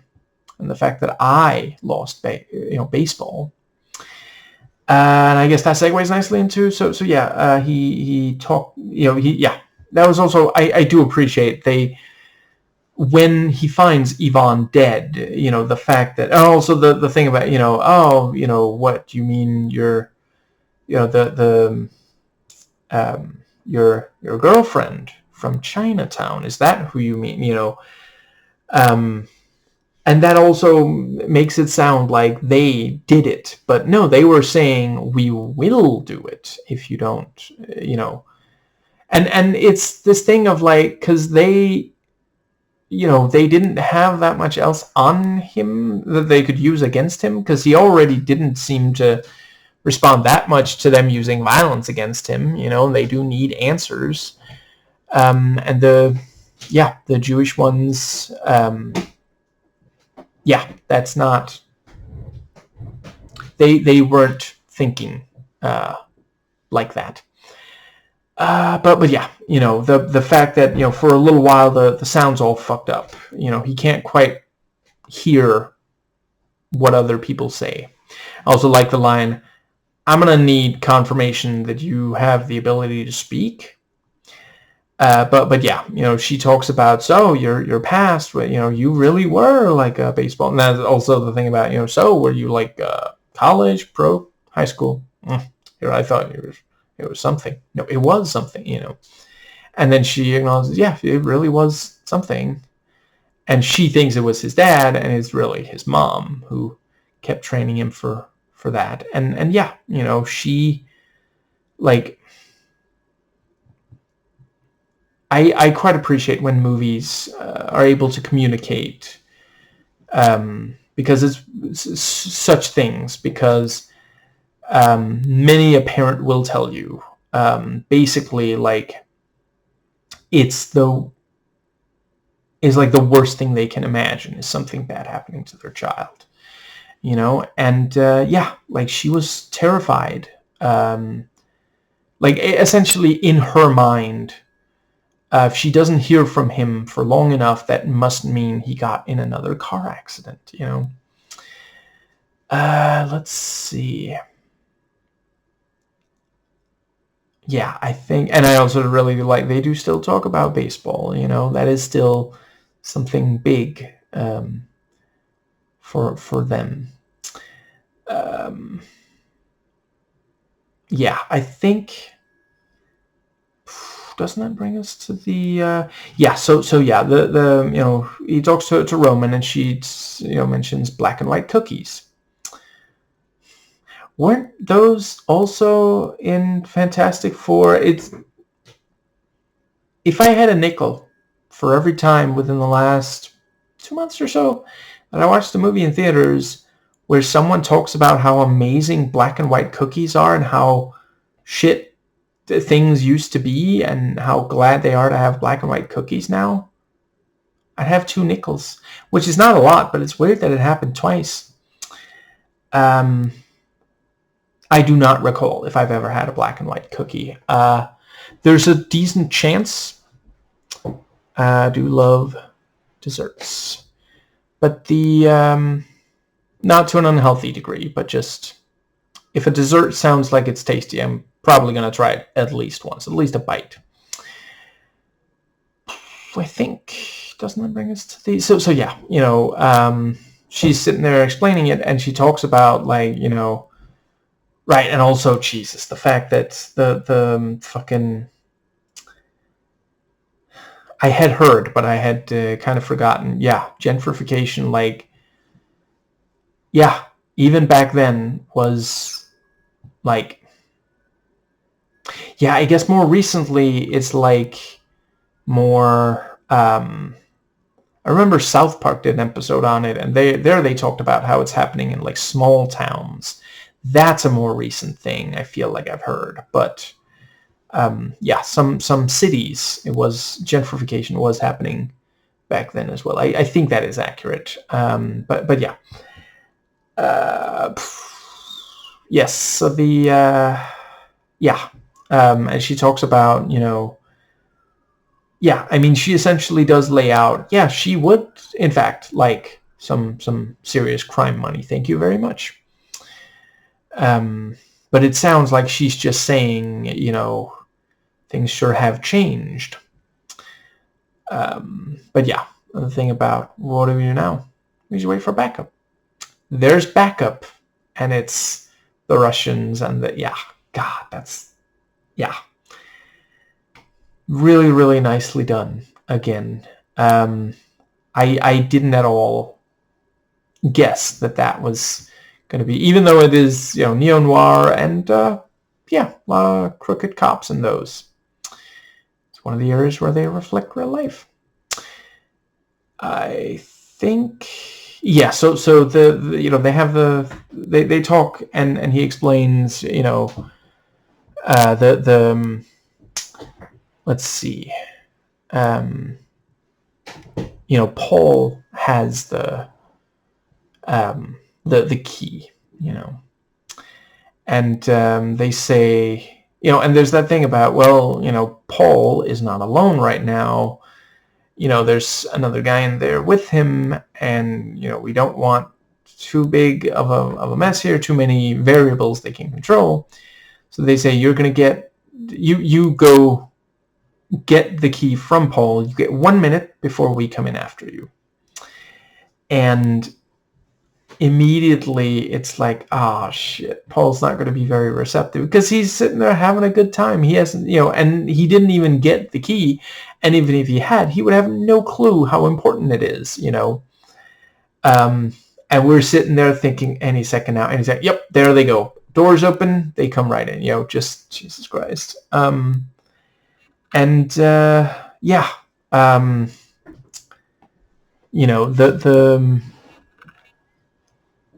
let's see. Shit, I do not remember exactly how, but yeah, the God, it was such a great, because like Roman says, I mean, she identifies herself as a cop, and I think she does claim that the others are the Russians and the other guy is, are cops. And unfortunately, the other, the guy, in the bar who isn't Paul, he's met enough cops to know, and I hear that is a thing. There's a lot of people who can see a cop based on the way they carry themselves, and this is also, they're not used to pretending to be cops, they usually don't, it doesn't usually get this fucking complicated, so yeah, the guy, he's, when he's coked off his ass, he's standing there saying, "Get out of here. I know you're not really a fucking cop. Don't lie to me," And, ends up, one of them shoots him, and then Roman shoots. Yeah, I guess it is. I think it is the leader guy shoots the coked up guy. God, my fucking back. Okay, maybe I'm gonna rush through some of this stuff to get to a point where it's gonna hurt significantly less as soon as I stop recording. My back doesn't like me sitting in the same position, and there's only so much I can do whilst... Okay, let's see if this... Nope, that does not do anything. No, I'm gonna... So yeah, we have the... so clearly he is willing to shoot at least some. And then, Roman shoots him, and, later it's pointed out, hey, that was actually how Ivan was shot, so, yeah. Paul says, no, listen, I'll get the key. It's in the safe. I put it there just like we agreed. And, Hank's like, Paul, what the fuck, he goes in there, and, he claims to be giving her the combination, and then says, no, you have to have the exact right to, okay, maybe I should just do it because you're not getting us anywhere. And obviously, he was giving her the wrong combination, but he did it so confidently, and he grabs a shotgun and starts blasting, because he's fucking furious. They shot his friend. And, at one point he even blasts out through the, there's the split thing, slit thing, whatever. Which, I know some places like that have, in case someone's trying to rob them, they can be sitting in there and, saying, "Get out or I'll shoot," without themselves being in danger of being hit. And meanwhile, one of the Russians fires off the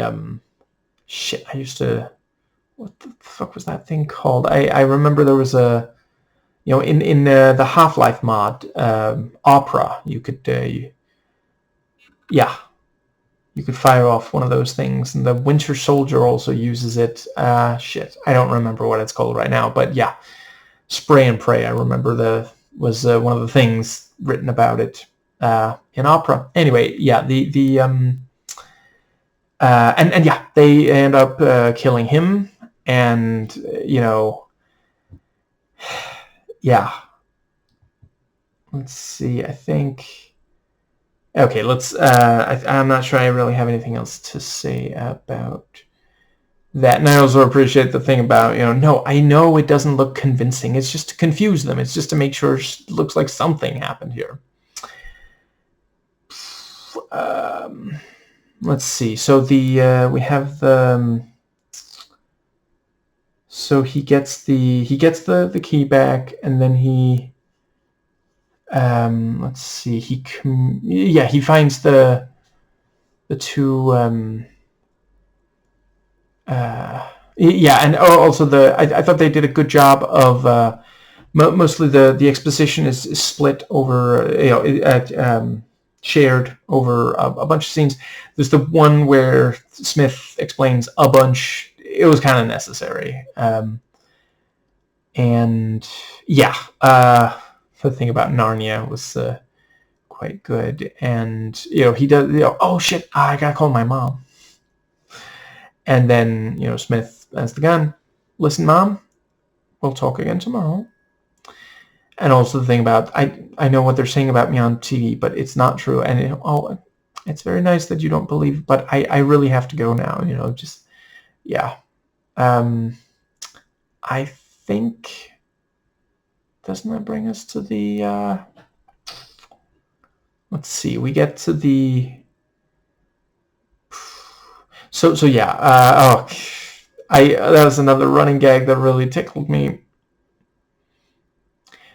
Not only does, there's repeated head trauma to Smith, but I think every single time it's at the hands of Hank. He hits him with a bat at when the and the let's see, we have he shit, I forget what it was in Narnia, but he did something, so he collapsed, and then afterwards it's like Hank still doesn't want to drive, even though, dude, the other guy, and that almost causes a car accident, which is funny in a morbid sort of way, but also this thing of she said, if you run from something, it takes control over you or something like that. I need a man who can take care of his shit, and yeah, that is also something I appreciate.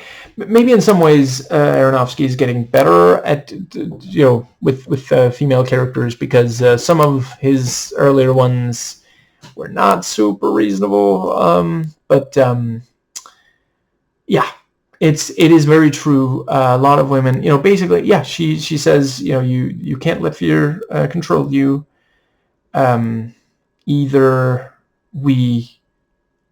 our relationship gets serious, or we stop it now. Yeah, it's very accurate. So many women literally just want bare minimum from their male partner.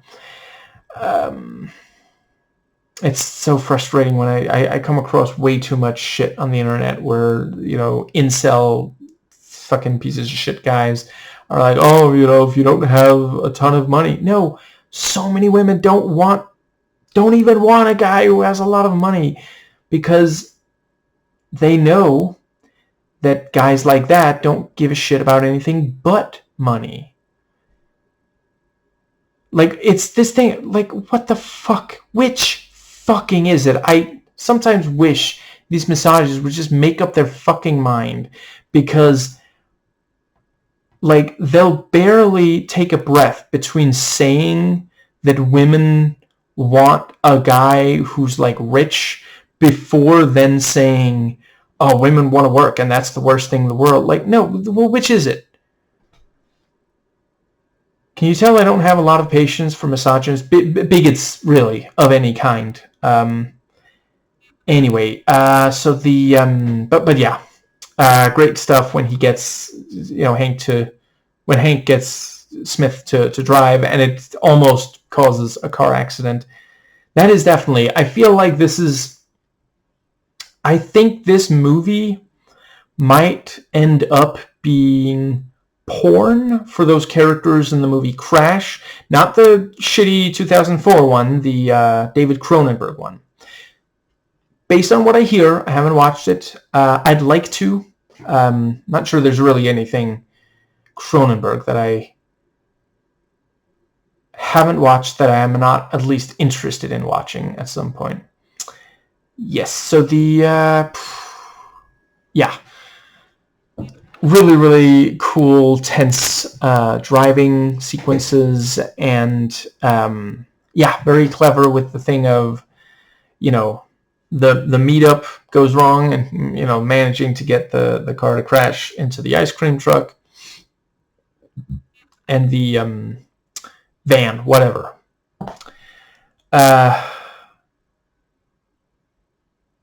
Yes, so the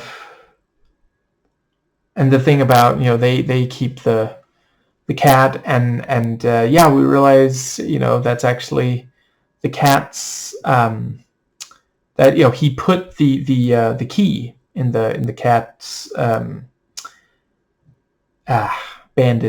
bandage. Yeah, let's go with that. I think that might just about bring us to the thing about so the cars, and yeah, the gun that fires really fast, the spray and pray, kills kills Tall, and then Smith tries to fire it, and then it won't fire, it like jams or such. I thought they were pointing out, because like from what I understand, it empties its clip almost immediately. Like it takes almost no time. So I thought that it had to actually reload, but I guess it was jammed instead. But yeah, it was quite funny. And I think that brings us nicely to love the color on the flashback. Warmer, better days kind of thing. Let's see. I think that brings us to the so he gets in touch with the Jewish ones, because of he's got Smith's phone. It was also pretty funny, Smith falling asleep on the train, and then the other guy has to because he his head ends up resting on the other guy. But yeah, so he gets in touch with the Jewish, and they set up a meeting, and he lies to them and says Roman has the key.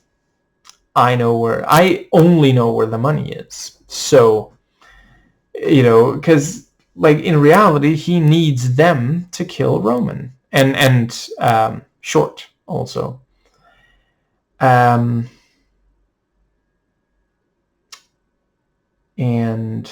yeah, the still delightful Carol Kane,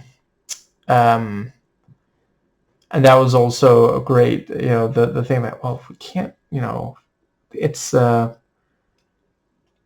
Sabbath, we have a bar mitzvah, we have to see Bubby, and the thing about, eat or she'll be upset, and he eats it. That's a good boy.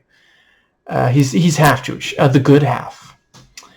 And the thing about, let's see, I think it's one of the Jews saying, well, you don't have the key, and then it cuts, and then he says, obviously. Well, ladies, and 4 to 10% of the fellas, naked Austin Butler, yeah. I mean, I'm not going to pretend like I don't understand why. See, from what I recall, that's not in the trailer. You should probably, maybe they'll put it in a TV spot or something, because that will put asses in seats, and not just the bare ass of Austin himself, because that's, there's a lot of people who want to see that. Know your audience.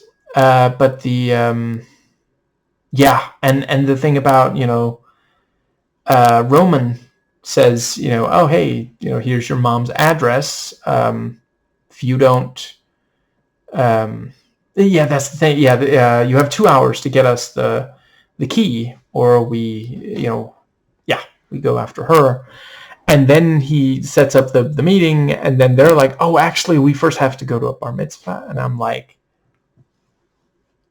and you're sure it can't wait. And thankfully, they do, pretty quickly leave. It seems he just has to eat a little. That is, I don't know everything about Judaism, but I do understand food is a big part of their culture. Yeah, and let's see. I know I've said it before, but I really appreciate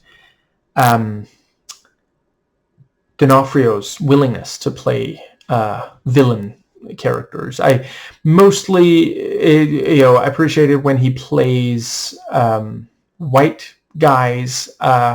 Here he is technically playing a Jewish character, but even so, it's. I think it's important to have white guy villains in movies and TV and shows and such, because we really gotta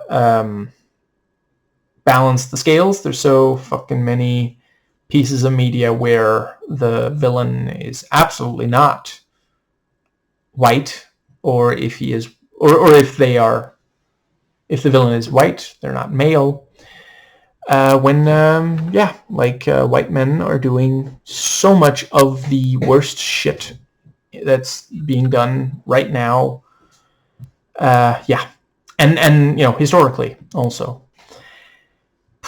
I think, does that pretty well get us to the... And I do also appreciate, and that's, Aronofsky himself, I can never remember, I believe...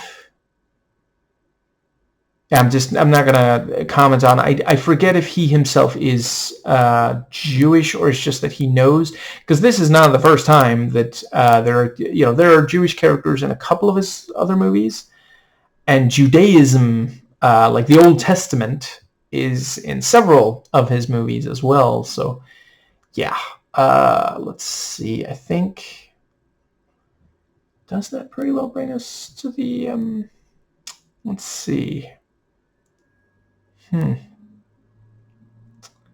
But right, yes. The Russians willing to hurt his mother. The Jewish ones say, we're not going to hurt your mom, but we are going to do things to her little baby that'll make her wish. Well, shit. Yeah, whatever. Finish the line in your own head. And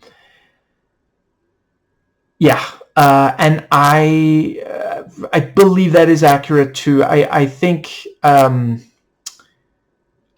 honestly, I know almost nothing about like Jewish like criminals. I mostly just know like about regular people, but I certainly know mothers are considered extremely I don't know if the word is holy in Jewish, not literally holy, but you don't touch someone's mom, which, fair enough. If it weren't for moms, none of us would be here.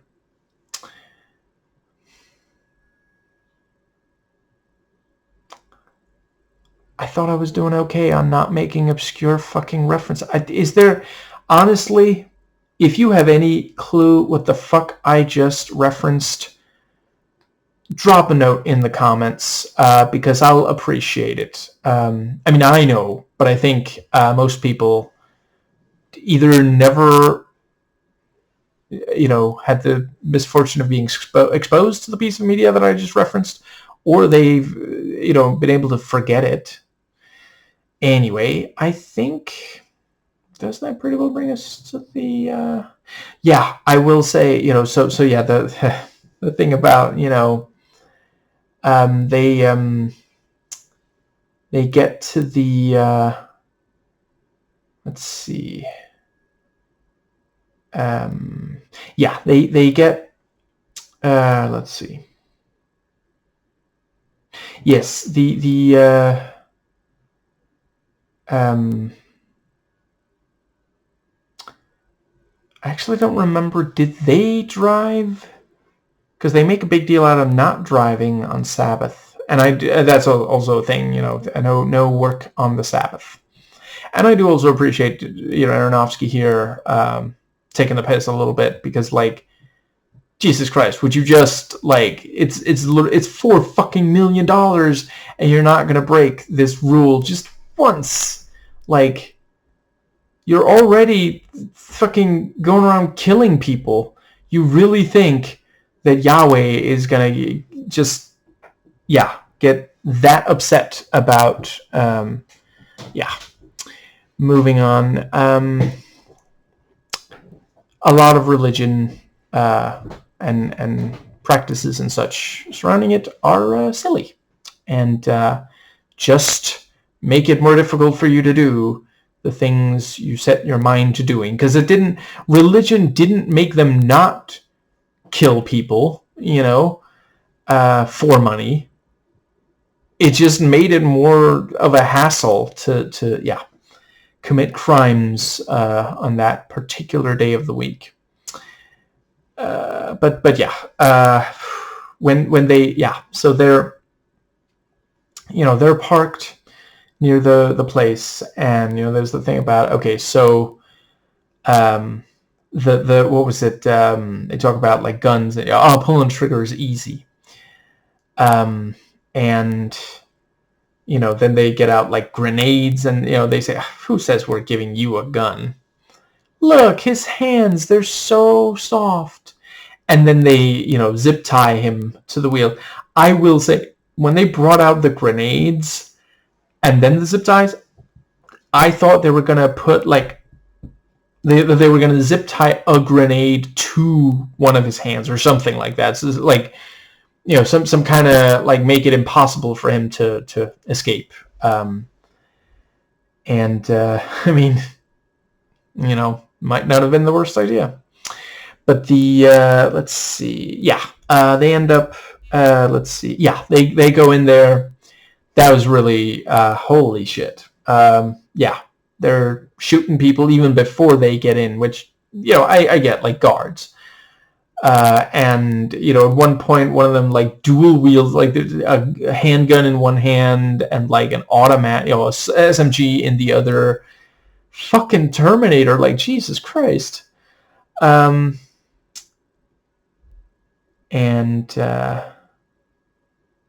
maybe there was a missed opportunity to have one of them say, I'll be bought. And I think, so, they certainly flush out Roman and Short, but they don't actually manage to kill him. And then they run off in the wrong direction, and Hank, really great job with he tries to get the let's go with tongs, trying to get those up into his hands, using his feet and such, and he ends up using, thankfully they don't need to, for him, they don't need to fix the cigarette lighter. And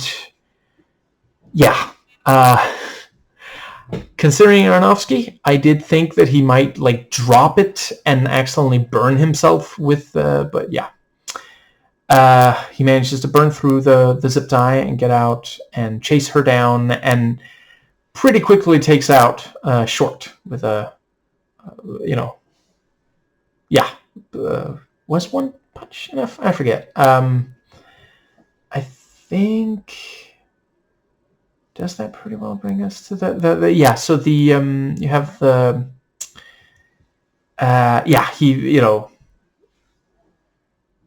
I thought they did a really great job, because I thought the dog was barking at Roman, so we think, oh, that's where she is, but the dog was barking at something else. Maybe there wasn't even a stranger there, because, like, sometimes dogs bark at shit that we can't even perceive.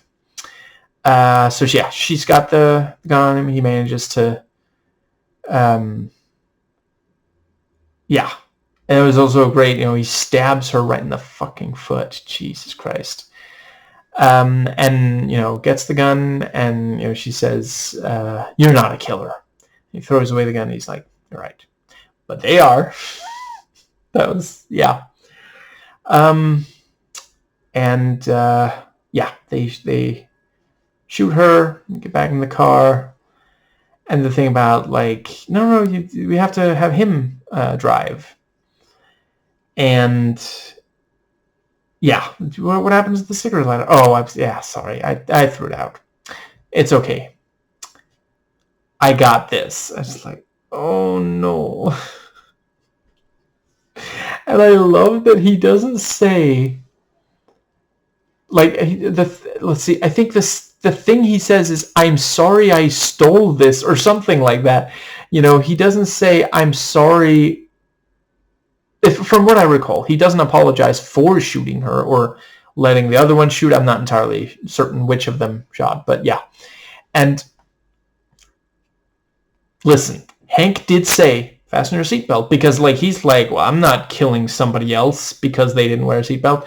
And the other one's like, listen, why don't you just fucking drive and I will not wear a seatbelt and you can shut the fuck up about it. How about that? And yeah, so he drives, and I love the line, slow down, we don't want to draw attention to ourselves. Oh, my sweet summer child, you have no fucking clue what hell is about to be foisted upon you. Jesus Christ, you think it's just about like, oh, you know, we're driving kind of fast, like, okay, shit, where's the fire? Like, no. He's going to fucking kill you. He might not pull a trigger on a gun, but you're gonna die. That's what's about to happen here. I think and so he crashes, and yeah, one of them of course goes flying out the fucking windshield because he should have worn a seatbelt. And the killer, literally, line, maybe we shouldn't have let the Goyim drive. You think? And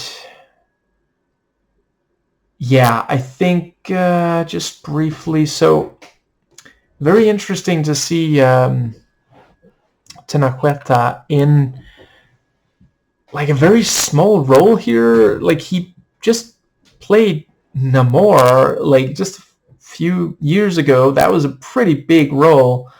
I don't know, maybe that wasn't quite enough for him to leverage, or was this movie just filmed a while ago and shelved for a while or something? I think that's why I didn't recognize him, because like the moment as I was leaving the theater, and credits, and I think his name was also at the very bottom, like right over the stunt people, because yeah. But I do see it, yeah. Anyway, I think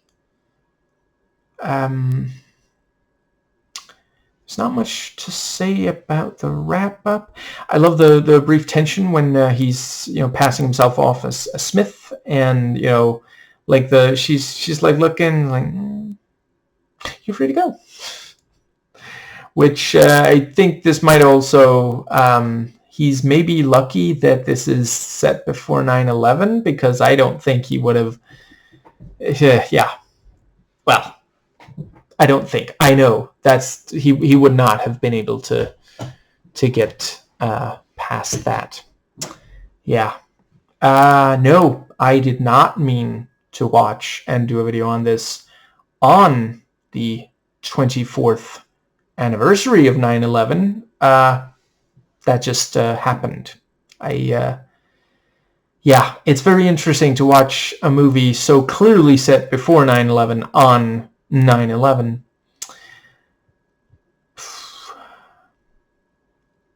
Maybe Ted Cruz, or I'm sorry, his intern, sure Ted, could go to this movie instead of that other thing that he did